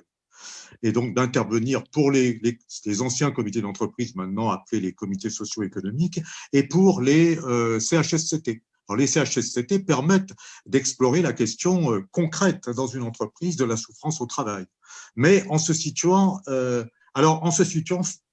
ouvertement du côté des salariés, même si il faut garder une certaine objectivité, et c'est une éthique personnelle, mais en n'étant pas là pour, disons, répondre à l'employeur, enfin répondre aux besoins de l'employeur. Bon, je passe là-dessus. Et ça m'amène à une deuxième question. On n'en parle absolument pas ici. Il y a un mot qui est devenu tabou. Il y a des mots qui sont devenus tabous. À une époque, c'était la sexualité. Maintenant, fort heureusement, elle ne l'est plus. Enfin, en tout cas, on n'hésite même pas à en parler en question philosophique. Il y a un mot et des mots qui sont devenus tabous, c'est les mots de classe sociale. On parle de l'entreprise, comme s'il y avait dans l'entreprise une communauté d'intérêts. C'est d'ailleurs ce que les employeurs souhaitent faire partager, l'idée qu'il y ait une communauté d'intérêts. Il faut intégrer les syndicats, il faut intégrer le personnel, une discussion, etc. Et la philosophie, dans ce cadre-là, peut jouer ce rôle, hein, quand les employeurs la sollicitent. Donc, c'est la question d'existence de classes sociales qui ont des intérêts contradictoires. Et donc, évidemment, c'est la pensée de Marx, ça. Mais c'est pas Marx qui a inventé l'histoire de la lutte de classe. La lutte de classe a été créée par des penseurs antérieurs, des penseurs libéraux, et il l'a repris. Mais cette question a disparu. Donc, je voudrais intégrer ces questions-là. J'en parlerai un petit peu demain dans ma préparation, enfin dans ma communication sur l'utilisation de la pensée dialectique hegélienne marxiste pour penser l'économie, la politique et peut-être aussi les sciences de gestion. Voilà. Donc, je voulais avoir vos avis là-dessus. Merci beaucoup, François. Il y a Eric qui souhaitait intervenir. Je ne sais pas si tu souhaitais aussi intervenir sur ce point-là ou sur l'autre. Mais... Oui, c'était plutôt sur l'autre, mais je vais le raccrocher à celui-là aussi. Ah oui, pardon, ça marche? Oui, ça marche. Je vais le raccrocher à celui-là aussi. Je voudrais juste témoigner d'une petite chose. Souvent, dans les entreprises, c'est le rôle de la philosophie dans l'entreprise. Souvent, dans les entreprises, là où c'est difficile, c'est plutôt dans l'obtention de la bonne ligne et le fait de pouvoir émarger à une catégorie qui convienne à peu près, plutôt que dans l'adhésion des personnes. Et je pense qu'il y a, moi, ce que je voudrais dire par rapport à l'intérêt de l'entreprise en général pour la philosophie, c'est de dire que finalement, à chaque fois, et ça fait 22 ans que ça dure, qu'on a eu la chance d'intervenir pour n'importe quel type d'entreprise. Et donc, je viens un petit peu en complément de ce que disait tout à l'heure Thibaut. On a toujours trouvé un public plutôt intéressé, parfois assez fan. Et même, je voudrais juste dire ça, parfois, les félicitations essentielles étaient sur la partie philosophique de nos interventions. C'est tout. Merci Eric. Est-ce qu'il y a d'autres réactions à l'intervention de François?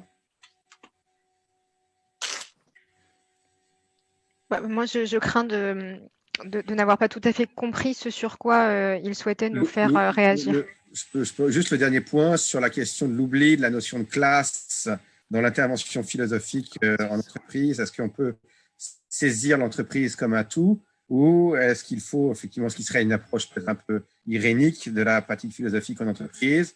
Ou est-ce qu'il faudrait effectivement tenir compte de ces dissensions qui sont constitutives de la structure de classe d'une entreprise? Alors, je ne vais pas répondre directement sur le fond, François, de savoir est-ce que la prise en compte des classes, pas des classes, parce que effectivement… Oui, c'est bon, on m'entend? Oui, non. Non, Erwan, dis-moi. Non, je ne sais pas si Marion souhaitait, comme je vais effectivement répondre à mes questions. Non, okay. Vas-y, je pourrais compléter, mais Thibaut, je t'en prie. Hein. Vas-y. Parce que là, pour le coup, ce serait effectivement déjà sans doute prendre des positions, hein, sans doute très, très, très déterminées, tout à fait légitimes dans leur domaine. Mais il me semble que ça me fait, en tout cas, je me sers de ta question, François, pour dire autre chose, à savoir que quand même le fait d'intervenir en entreprise et d'être de l'intérieur, et d'être dans l'intérieur, ça permet quand même de mieux comprendre l'entreprise. Et donc ensuite de pouvoir la penser. Et de pouvoir donc la penser ensuite éventuellement sous l'angle effectivement de classe sociale ou sous d'autres angles. Mais en tout cas, l'une des grandes vertus que je vois à faire de la philosophie, si je puis dire, pratique, ancrée, embarquée, incarnée à l'intérieur des entreprises, c'est de pouvoir être pour une part un insider et ensuite de pouvoir justement prendre de la hauteur et penser sur ce que l'on a, pas seulement observé chez les autres, de ne pas être quand même qu'un commentateur de l'extérieur, ou de parler par on-dit parce que je fréquente des personnes qui m'ont dit que chez eux ça se passait comme ça, etc. De ne pas se tenir simplement au on m'a dit, mais de pouvoir l'éprouver de l'intérieur et de pouvoir également mesurer les écarts entre ce que disent les acteurs eux-mêmes et puis ce que l'on observe par soi-même. Voilà, c'était tout. Merci, et je passe la parole à Marion, j'imagine. Super, merci Thibaut, parce qu'en effet, ça me permet de mieux rebondir encore sur l'interpellation de François. J'aime assez cette idée de philosophie embarquée, comme on parlerait de technologie embarquée dans certains dispositifs.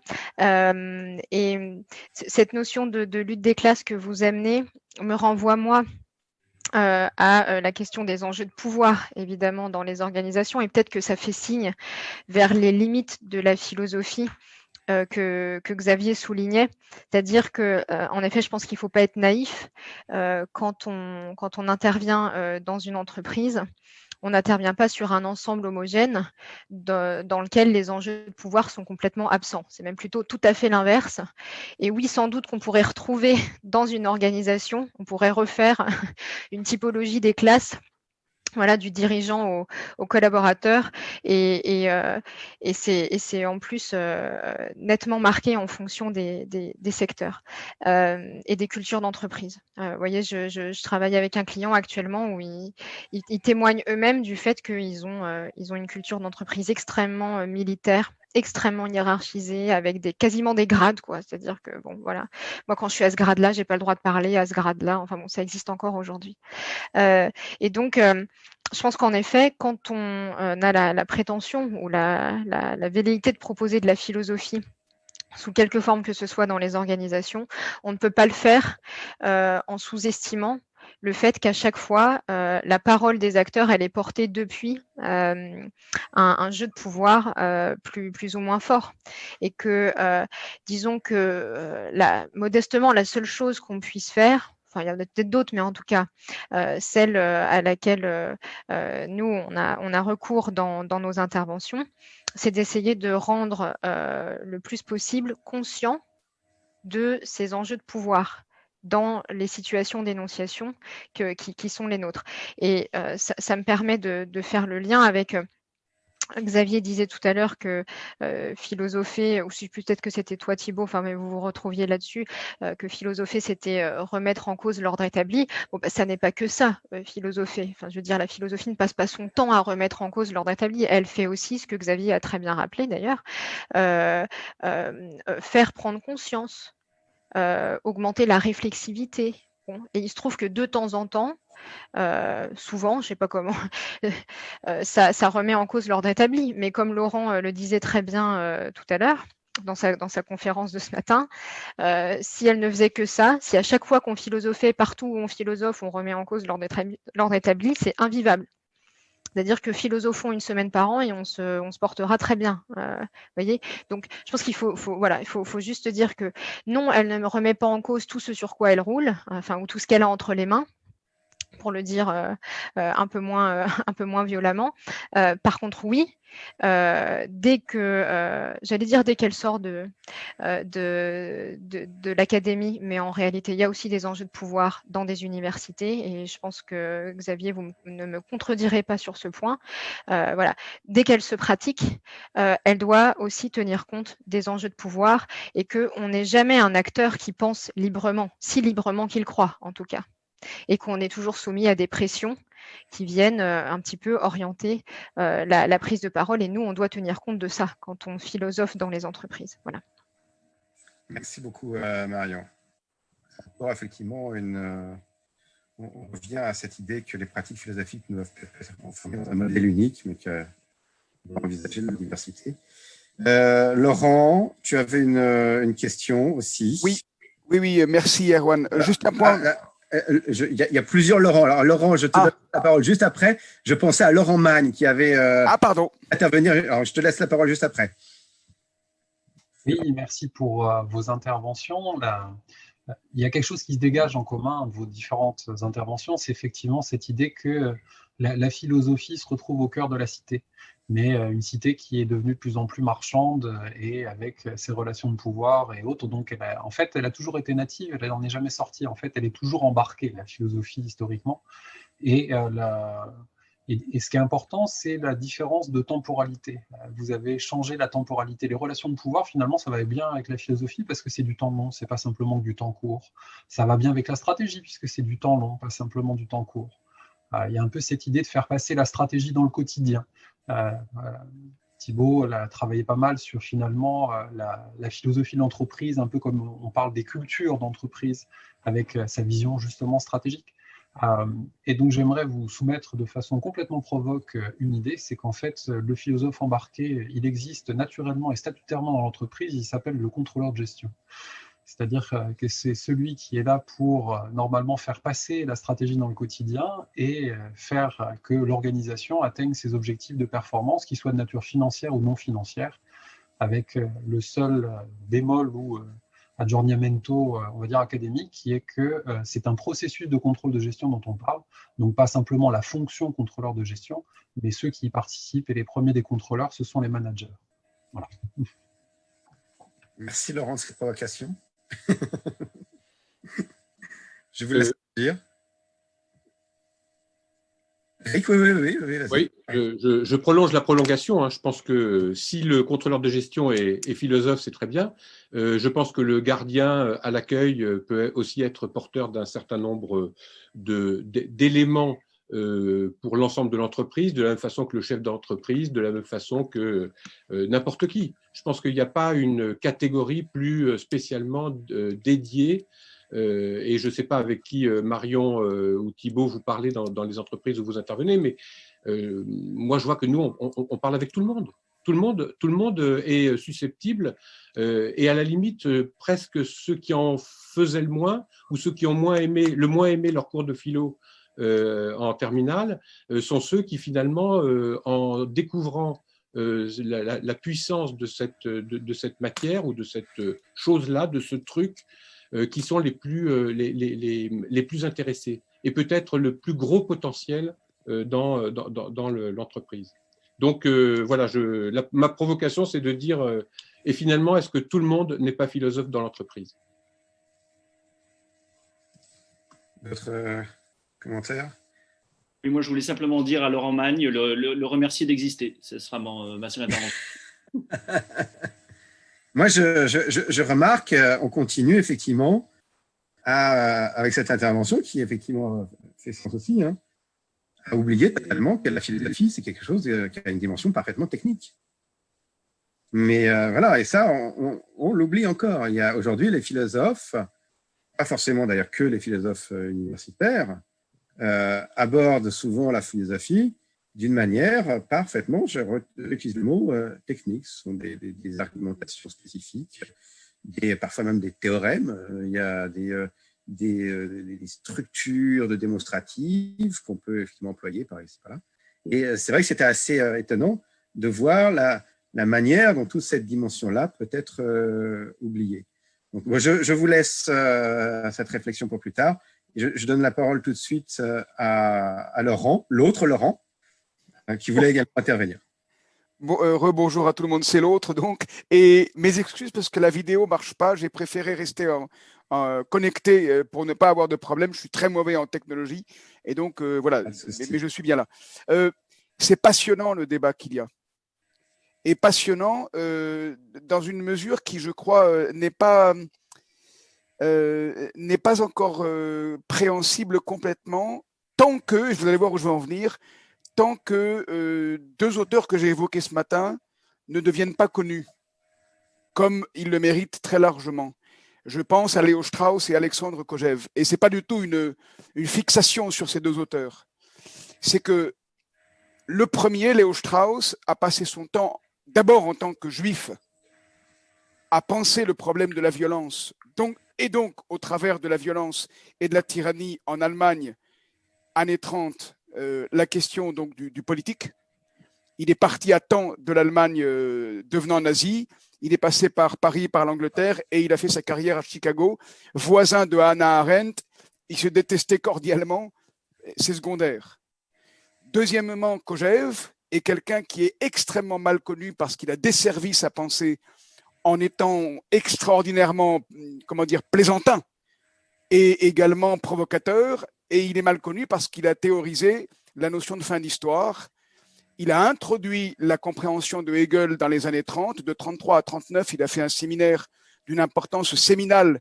Il a eu des étudiants aussi importants que Bataille, Aron, etc. dans son séminaire. Et il n'a pas eu de carrière du tout de professeur, comme François le rappelait pour Marx.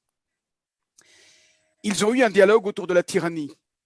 Sur l'initiative de Kojève, ils ont commenté ensemble le Hiéron de Xénophon, et on trouve donc chez Gallimard, sous Léo Strauss, de la tyrannie que je recommande à tout le monde, et ce livre est beaucoup trop peu connu.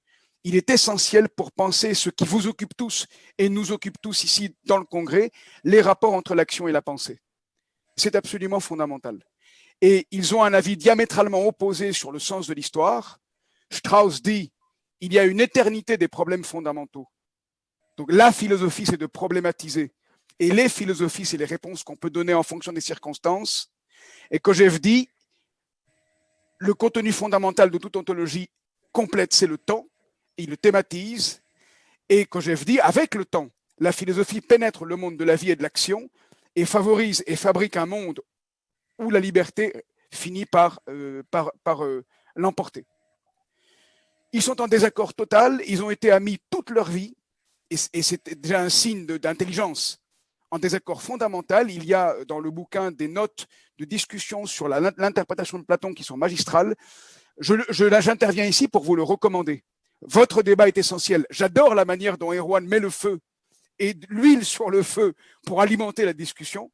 Et je trouve que c'est excellent. J'adore la manière dont Xavier s'énerve en disant « Je ne suis pas hors sol, vous vous foutez de moi, je suis complètement dans la vraie vie ». J'adore la manière dont Marion dit « Mais j'en ai marre que la philosophie soit entre soi à l'université, etc. » Parlons ensemble. Oui, eh bien, allez voir cette discussion. Et pour en particulier François, Kojève, et c'est extraordinairement intéressant par rapport au marxisme, Kojève est, alors, autre raison pour laquelle il n'est pas beaucoup lu et pas du tout assez, c'est qu'on dit qu'il a été espion, et c'est très possible, pour la Russie soviétique en Europe.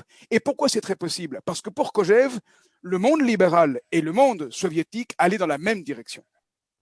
Absolument dans la même direction. Il a une ampleur de vue telle que pour lui, il n'y a pas de séparation des deux. Alors, s'il a éventuellement servi l'Union soviétique pendant qu'il était haut fonctionnaire en France pour travailler pour l'Europe et la construction de l'Europe, c'est absolument pas incohérent quand on comprend l'ampleur de sa pensée. Ces deux auteurs sont gigantesques. Il ne s'agit pas d'être connus pour être dans le juste. Ils sont en contradiction. Je vous recommande très vivement d'aller voir ce bouquin de la tyrannie, commentaire du Hiéron de Xénophon. Voilà, c'était une intervention. Alors, par ailleurs, j'ai dans le chat, et comme je suis très mauvais technologiquement, j'ai eu un mal fou à finir une remarque sur le chat, sur l'utilité de la philo. J'ai raconté une anecdote que je rappelle très rapidement. Un jour, en cours de philo, un étudiant me demande « Monsieur, à quoi sert la philo ?» Je réponds « À rien ». Un autre étudiant qui venait de Normal Sup s'énerve, m'engueule et tout. Et il me dit « Ouais, c'est pas vrai, vous pouvez pas dire ça ». Et je réponds « La philosophie ne sert à rien, parce que si elle sert à quelque chose, elle devient un outil de quelque chose. Donc, elle est inféodée à une fin dont elle n'est que le moyen. Mais en revanche, bien comprise, elle sert tout, parce qu'elle est une pensée du tout, de la totalité des choses et de la question du sens. Et c'est peut-être en ce sens-là qu'on est en train d'y travailler tous ensemble, y compris dans nos divergences. Voilà. Merci. Erwan, continue de mettre de l'huile. Je souhaite tout de suite préciser que je ne veux pas mettre de l'huile sur le feu. Mais c'est un bon feu que tu animes. C'est un feu merveilleux. Il me semble important, effectivement, de faire saillir les divergences et de mettre au clair tous les clivages qu'il faut travailler, notamment pour éclaircir effectivement ce qui peut constituer les termes d'un débat passionnant. Absolument, qui nous fait réfléchir, tout à fait, on est bien d'accord. Voilà, exactement. J'avais une question pour toi, Marion, de Guillaume Rosquin. Je ne sais pas si Guillaume souhaite la poser ou si Laurent, la poser à ta place. Erwan, je t'interromps, pardon, parce qu'il me semblait que si Xavier n'avait pas. Je vois que tu t'es démuté, Xavier. Tu voulais réagir peut-être Non. Non Xavier, comme ça nous permet de. Non, c'est très clair. Peut-être que mon intervention très courte, c'est que je veux simplement dire qu'il faut recommander le livre de Laurent Bibard sur Kojève. Il ne le fait pas lui-même, il ne le fera pas lui-même.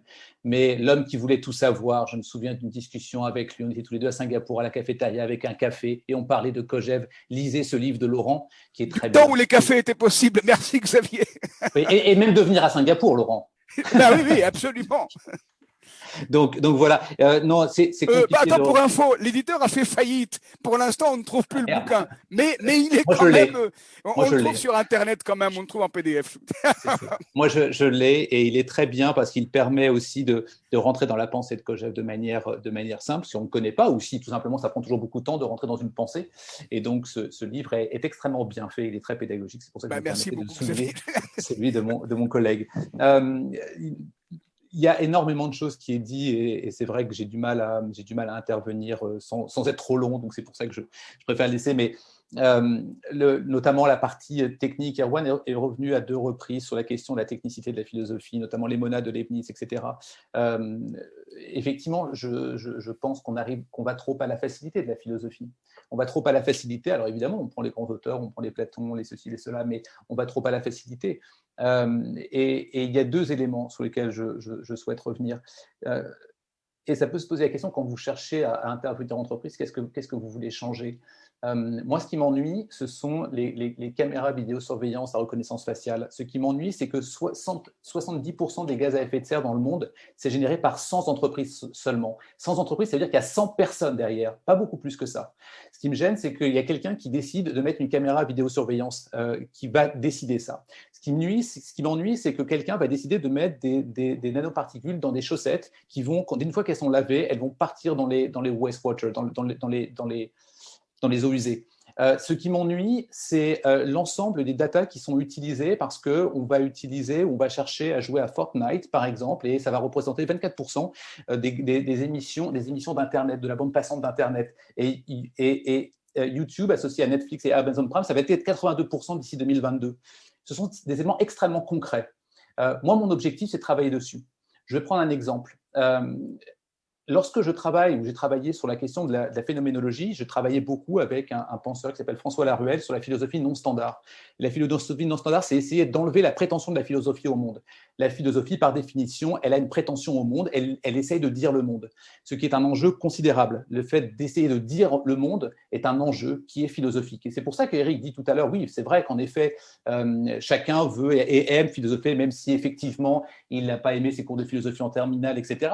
Certes, il n'empêche que philosopher, ça n'est pas ça. On ne philosophe pas, malheureusement, simplement au café du commerce ou simplement en discutant 3 minutes. La philosophie, c'est un travail qui est engageant, qui demande un temps considérable, c'est un sacerdoce d'être philosophe. Ce n'est pas simplement philosopher quelques minutes. Je reviens sur mon point. Lorsque la philosophie non standard est arrivée, c'est de se dire la prétention au monde qu'a la philosophie sur le monde, il faut probablement la changer. Pourquoi? Je vous donne un exemple. Ce que je viens de citer comme exemple de problématiques avec des chaussettes, avec des nanotechnologies à l'intérieur, ce que je viens de citer avec les caméras à reconnaissance faciale, par exemple, extrêmement utilisées en Asie, c'est là où c'est utilisé le plus au monde, mais pas seulement. Quand j'utilise la question d'Internet, etc., la réponse possible, Erwan, sur la question de la technicité, il semble que la philosophie non standard peut être un élément associé à la phénoménologie de Husserl. Dans ma dernière publication, dans laquelle je pars de l'innovation non standard, c'est-à-dire pas la philosophie non standard, mais je reprends les concepts phénoménologiques développés pour une innovation dite non standard. Et l'innovation non standard, je la développe de manière assez concrète, assez large, pour essayer de dire comment est-ce que l'on peut penser autrement une innovation que celle qui nous a été enseignée pendant globalement les 110 dernières années avec Joseph Schumpeter. À cette occasion-là, j'essaye très humblement, et je ne dis pas que ça fonctionne et je ne dis pas que c'est la seule, mais j'essaye humblement de reconstruire une pensée d'innovation, et cette pensée d'innovation, elle n'est pas pour moi tout seul dans mon bureau. Elle n'a de sens que si elle est exprimée, cette pensée d'une non-innovation et d'une phénoménologie de l'innovation. Eh bien, elle n'est exprimée que lorsque je suis en salle de cours en disant « mais regardez, lorsque vous avez 70% des gaz à effet de serre qui sont réalisés par 100 personnes uniquement dans le monde. On a les noms. J'ai un slide que je montre où je montre les 100 personnes, les 10 personnes les plus riches au monde. Et derrière, il n'y a que des innovations derrière. Ce sont auprès d'eux que l'on doit aller travailler. Eh bien, quand je parle de ça à des étudiants en executive education, lorsque je parle à ces individus-là, je suis sur des éléments extrêmement concret. On n'est pas en train de parler de est-ce qu'il faut faire ceci ou faire cela, comment bien s'entendre les uns les autres. Non, mon objectif, c'est de dire on a des problématiques politiques. Des problèmes politiques, c'est comment on utilise une reconnaissance faciale. On a une problématique humaine, les questions du transhumanisme. Avec mon ami et collègue Laurent, on a monté un cours sur le sujet où ce sont des questions environnementales. Ces 3 questions fondamentales-là, comment est-ce qu'on les adresse si on ne les adresse pas par la philosophie ? Et à ce moment-là, c'est pour ça que je dis que que l'entreprise doit être au service de la philosophie, parce qu'elle doit permettre d'être utilisée pour cette fin d'une innovation, par exemple non standard, c'est-à-dire une innovation non schumpeterienne, qui peut permettre un développement différent des uns et des autres. Et cette dimension-là permet, et pardonnez-moi d'avoir été un peu long, mais permet d'avoir un usage à la fois de la philosophie technique, tel que Erwan le mentionnait tout à l'heure. Je n'ai pas repris la question des monades, mais je reprends l'exemple, par exemple, de la phénoménologie, de la philosophie non standard, par exemple, laruellienne, associée à une dimension extrêmement concrète, qui est l'émission de gaz à effet de serre, qui est le transhumanisme, qui sont les questions politiques que l'on peut avoir avec ça, et évidemment associée à une réalité extrêmement pratique. Est-ce que vous, étudiants, là, tout de suite, et étudiants, on parle d'étudiants, ça peut être master ou executive education, est-ce que vous allez aller travailler dans cette entreprise, oui ou non? La réponse vous revient. Est-ce que vous allez essayer de dire non, je ne vais pas y aller et je peux me permettre de choisir ou pas telle ou telle entreprise parce que non, je ne veux pas y aller? Imaginez un seul instant que si nous arrivons à former les individus en pensant de cette façon-là, les meilleures entreprises ou les plus riches n'arrivent pas à recruter les meilleurs étudiants. Ne commencerions-nous pas à gagner un tout petit peu si les entreprises qui agissent de cette façon-là n'arrivent plus à recruter les meilleurs étudiants parce que justement, on les met dans ces conditions d'avoir et développer une pensée critique qui a lieu notamment avec des centaines ou des milliers d'heures de questionnement sur la théorie, de la théorie philosophique husserlienne, laruellienne et autres, associés à un élément extrêmement concret qui ne peut pas être plus concret. Donc, c'était pour associer à la fois les questions de Erwan et les dimensions pratiques telles qu'on doit les associer. Xavier, est-ce que vous avez des… Eric a toujours un truc à dire. Oui. Non, enfin voilà, je réagis aussi parce que Xavier m'a dit que les gardiens d'usine n'étaient pas forcément des philosophes. Moi, je ne sais pas, Xavier, je ne sais pas qui peut dire qui est philosophe et qui n'est pas philosophe. En tout cas, je ne pense pas que les philosophes eux-mêmes puissent le dire et je ne pense pas qu'ils puissent s'associer à quelque chose de l'ordre du sacerdoce, comme tu l'as dit. Je pense que chacun est libre de philosopher comme il veut et comme il l'entend. Et si, à travers cette façon de le faire comme il veut, comme il l'entend, il arrive à trouver des pistes qui font avancer les choses, qui font avancer le monde, qui font l'avancer. Et quand je dis avancer, ce n'est pas forcément, comme tu viens de le dire, en gagnant ou en perdant. Je ne sais pas d'ailleurs qui décidera de la règle de qui va gagner et qui va perdre. Et sur quels critères? C'est plutôt les critères qui m'embêtent d'ailleurs que la règle de qui va gagner et qui va perdre. Mais voilà, moi je pense qu'il faut, au contraire, il faut pousser tout et n'importe qui à pouvoir accéder à ce mode de pensée, à ce mode de réflexion, à ce mode peut-être, allez, j'ose peut-être de contact avec le monde, voilà, qui n'est pas uniquement les besoins primaires qui nous habitent tous. Eh ben, je trouve que un mode de pensée, de réflexion est également accessible à tous. Et je crois que notre rôle, enfin en tout cas je pense que mon rôle, voilà, je crois que mon rôle, c'est de le permettre justement au plus grand nombre et pas de le réserver à une petite élite qui va décider après ça ce qu'il faut faire et ce qu'il ne faut pas faire. Plus on sera nombreux à philosopher et plus on gagnera, je pense. Juste un point, Erwan, je vais laisser évidemment sur le sujet, mais il y a cette phrase de Wald, on a réduit à une boucle de ceinture la sagesse d'Hermès. Je crois que ce n'est pas une question à proprement parler, est-ce qu'il faut ou pas trouver qui sont les philosophes, c'est simplement, ça demande du travail. Regardez René Friedman et dans quelle mesure René Friedman explique dans quelle mesure on ne peut pas, je le cite, philosopher avec sa femme de ménage ou avec l'épicier du coin. Et il explique pourquoi de manière très claire.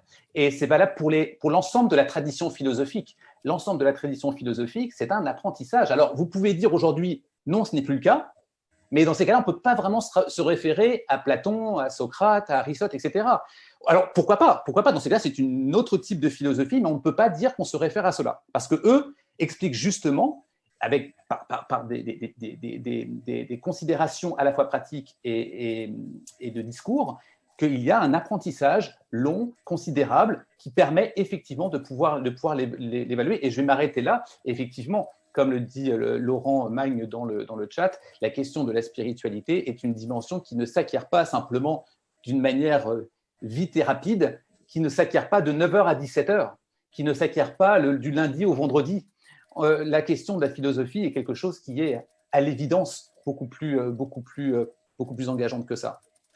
Vous savez, je vais finir là-dessus. Il faut que je finisse là-dessus. Mais on demandait à Épictète combien Socrate avait-il converti de personnes sur les marchés.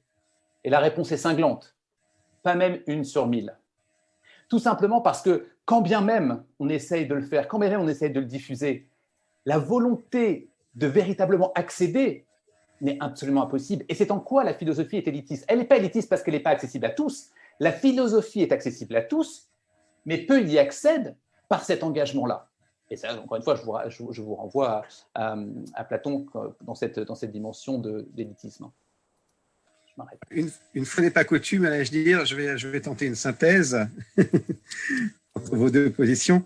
J'ai l'impression que déjà le non-dit ici, c'est la polysémie du terme philosophé qu'on peut utiliser légitimement comme une pratique professionnelle qui repose sur toute une littérature, sur des auteurs, sur des techniques, je l'ai dit, et aussi une démarche qui, tu l'as dit aussi Xavier, est et doit être accessible à chacun, même si effectivement cette démarche qui consiste à philosopher implique un certain travail. Mais c'est un travail, Éric, que toi-même essayes d'engager auprès de ceux avec qui tu travailles, puisque voilà, tu essaies de leur apprendre avec les instruments dont tu disposes à philosopher ou en tout cas à s'engager dans une démarche philosophique. Donc, je pense qu'on peut tenir les deux bouts de cette philosophie. À la fois une philosophie qui est effectivement professionnelle, qui ne s'apprend pas en un mois, en un an, mais qui nécessite des années et des années de pratique, de réflexion, de lecture, d'échange, et une pratique philosophique qui peut commencer déjà effectivement peut-être dans l'entreprise, qui ne mènera peut-être pas d'ailleurs à l'autre pratique philosophique, mais qui en constitue simplement un autre bout. Je pense qu'il y a entre les deux quelque chose à faire. Donc voilà, j'espère avoir synthétisé un peu, même comme quoi effectivement je ne suis pas toujours là pour jeter de l'huile sur le feu. Je laisse la parole à Guillaume Rosquin qui souhaitait poser une question à Marion, à moins qu'il souhaite que je la pose moi-même. Oui, bonjour, merci pour ces débats et ces exposés. Moi, je rebondis sur ce point-là parce qu'en fait, je trouve dans le public une image de marque sur la philosophie. Et là, je pourrais renvoyer à Schopenhauer et Le Monde comme représentation, c'est-à-dire que les gens se représentent la philosophie avec quelquefois un imaginaire de ce qu'ils croient ce que c'est. Et donc, quand on aborde une entreprise ou un client en général, et qu'on se présente comme étant spécialiste en philosophie, comment est-on accueilli? Est-ce qu'on est accueilli avec joie de vous rencontrer? Ou est-ce qu'au contraire, on est sur un scepticisme et on vous catalogue comme étant automatiquement d'une certaine catégorie intellectuelle et qu'on n'a pas forcément envie de partager? Merci Guillaume pour m'inviter à ce retour d'expérience très concret.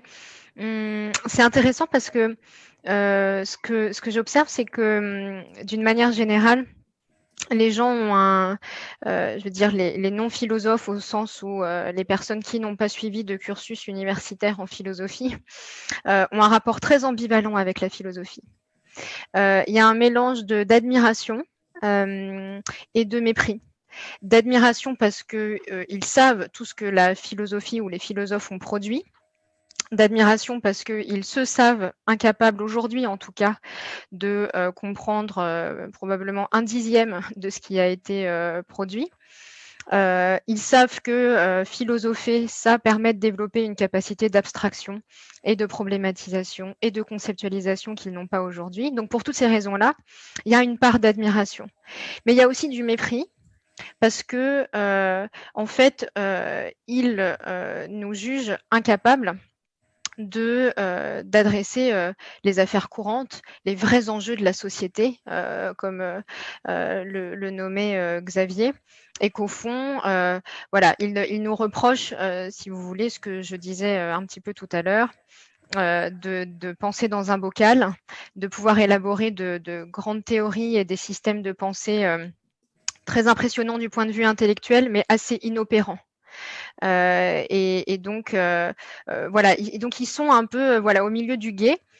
Ça, c'est d'une manière générale ce que les gens ressentent du fait de la représentation qu'ils se font de la philosophie aujourd'hui. Et d'ailleurs, c'est intéressant parce que nous, on a souvent nos clients qui nous disent mais concrètement, concrètement, on va en ressortir quoi? Il va sortir quoi concrètement? Ils ont cette préoccupation du concret extrêmement forte, qui est du coup très stimulante pour nous qui intervenons dans les organisations. Ça veut dire, qu'est-ce que ça peut bien vouloir dire qu'une philosophie qui ait des implications concrètes, et on l'a suffisamment rappelé, c'est pas concret dans 20 ans pour eux, hein. Eux, ils veulent que ce soit concret maintenant. Et je pense qu'il faut prendre au sérieux cette exigence-là, voir comment elle met au défi la philosophie, c'est-à-dire voir comment elle la met au défi sans la dénaturer, c'est-à-dire comment est-ce que il peut y avoir quand même un point de rencontre possible. Alors ça revient à la question posée en creux, je pense, Xavier, dans sa précédente contribution, hein. Est-ce que finalement la philosophie peut être vulgarisée sans se perdre comme telle, sans se perdre elle-même, hein. Voilà, peut-être que c'est une des questions en creux qu'on adresse aussi là tous ensemble. En tout cas, pour terminer de vous répondre, Guillaume, une fois dépassé, enfin, mis à part ce sentiment un peu ambivalent, la plupart du temps, on est très bien accueillis puisqu'on vient nous chercher. C'est-à-dire que nous, on ne travaille qu'avec des managers ou des dirigeants qui, très étonnamment d'ailleurs, savent très bien ce qu'ils viennent chercher quand ils viennent chercher la philosophie. Ils savent qu'ils ne viennent pas chercher du coaching. En fait, ils ne veulent pas de coaching. Vous voyez, ils ne viennent pas chercher de la mindfulness, ils ne viennent pas chercher de la spiritualité Non, ils viennent chercher de la philosophie, précisément pour cette faculté rationnelle de thématiser, prendre de la hauteur sur le réel, vous voyez, prendre de la distance sur le réel. Et c'est ça qu'ils viennent chercher, cette façon qu'on a de pouvoir appréhender le réel de manière un petit peu dépassionnée. Voilà, et donc ça se passe très bien, enfin ça fait 8 ans que ça se passe très bien.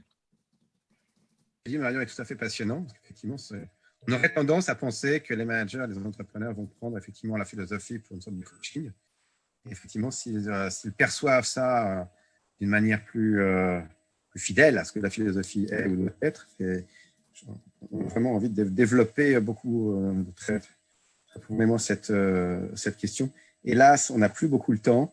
Je ne sais pas si je vais quand même prendre une toute dernière question de Laura Litre-Valentin, si elle peut être posée de manière très courte, parce que là, on arrive au terme de la table ronde. Laura. Oui, je suis là. Bonjour et merci de m'accorder ce moment. Je peux le poser sous forme de questions très concrètes, en me mettant à la place d'un professeur-chercheur dans une école en sciences et gestion qui a développé, comme le professeur Pavie, donc son intérêt, qui a trouvé une place pour développer son intérêt pour la philosophie. Et en me disant comment on fait passer, puisqu'on peut faire le comparatif, vu ce qui a été dit hier à l'introduction de ce séminaire, le comparatif entre les problématiques des écoles en sciences et gestion, la recherche dans les écoles en sciences et gestion, et les problématiques des organisations. Comment, en tant que chercheur avec une forte composante philosophe, va gérer ça? Parce qu'à un moment donné, et ça c'est mon grand-père qui l'a dit, Laura, il ne faut pas oublier qu'on est là, on est tous égaux, on a tous besoin d'au moins un repas par jour. Et quand on est confronté à ça, c'est limite que peut-être les étudiants, à un moment donné, n'auront pas, puisqu'ils sont financés par leurs parents, par une bourse, mais un moment, ils vont être confrontés par ça. Est-ce qu'à ce moment-là, on s'arrête tout simplement de philosopher et englouti dans les systèmes, ou est-ce qu'on peut dire basta? Auquel cas, en tant que chercheur en sciences de gestion, il faudrait aussi mettre les limites aux écoles en sciences de gestion qui sont à la course, derrière la course au ranking, derrière la course aux publications qui poussent vers les publications en revue à FT, etc. Je viens du terrain de l'entreprise. J'espérais trouver dans la recherche et encore plus dans ce volet de philosophique qui s'ouvre à nous et des réponses. Pourquoi j'ai laissé comme vous, que vous saviez, le milieu de l'entreprise et du marketing, mais je vois que dans les écoles business school, notamment les tricotés, ceux qui auraient les plus de moyens pour s'attacher de ça, ceux-là, ceux qui se produisaient en entreprise, je les retrouve exactement. C'est-à-dire que les victimes, quelque part, sont leurs propres bourreaux. Voilà, je m'arrêterai là. Merci Laura. Je ne sais pas si quelqu'un souhaite réagir à cette dernière intervention. Bon, écoutez. Il me reste, merci Laura, donc pour effectivement ce rappel tout à fait vivifiant de la situation aujourd'hui dans nos établissements. Écoutez, je vous remercie tous d'avoir participé à cette table ronde très animée, très intéressante, très riche. On aurait pu continuer comme ça, je pense, toute la soirée. Je pense qu'il y aura des échanges qui se poursuivront après. Et je l'espère. Donc, merci Eric, merci Marion, merci Thibaut, merci Xavier. Merci à tous qui avaient participé. Et bien, je vous souhaite une bonne continuation du congrès et à tout de suite pour les prochains ateliers.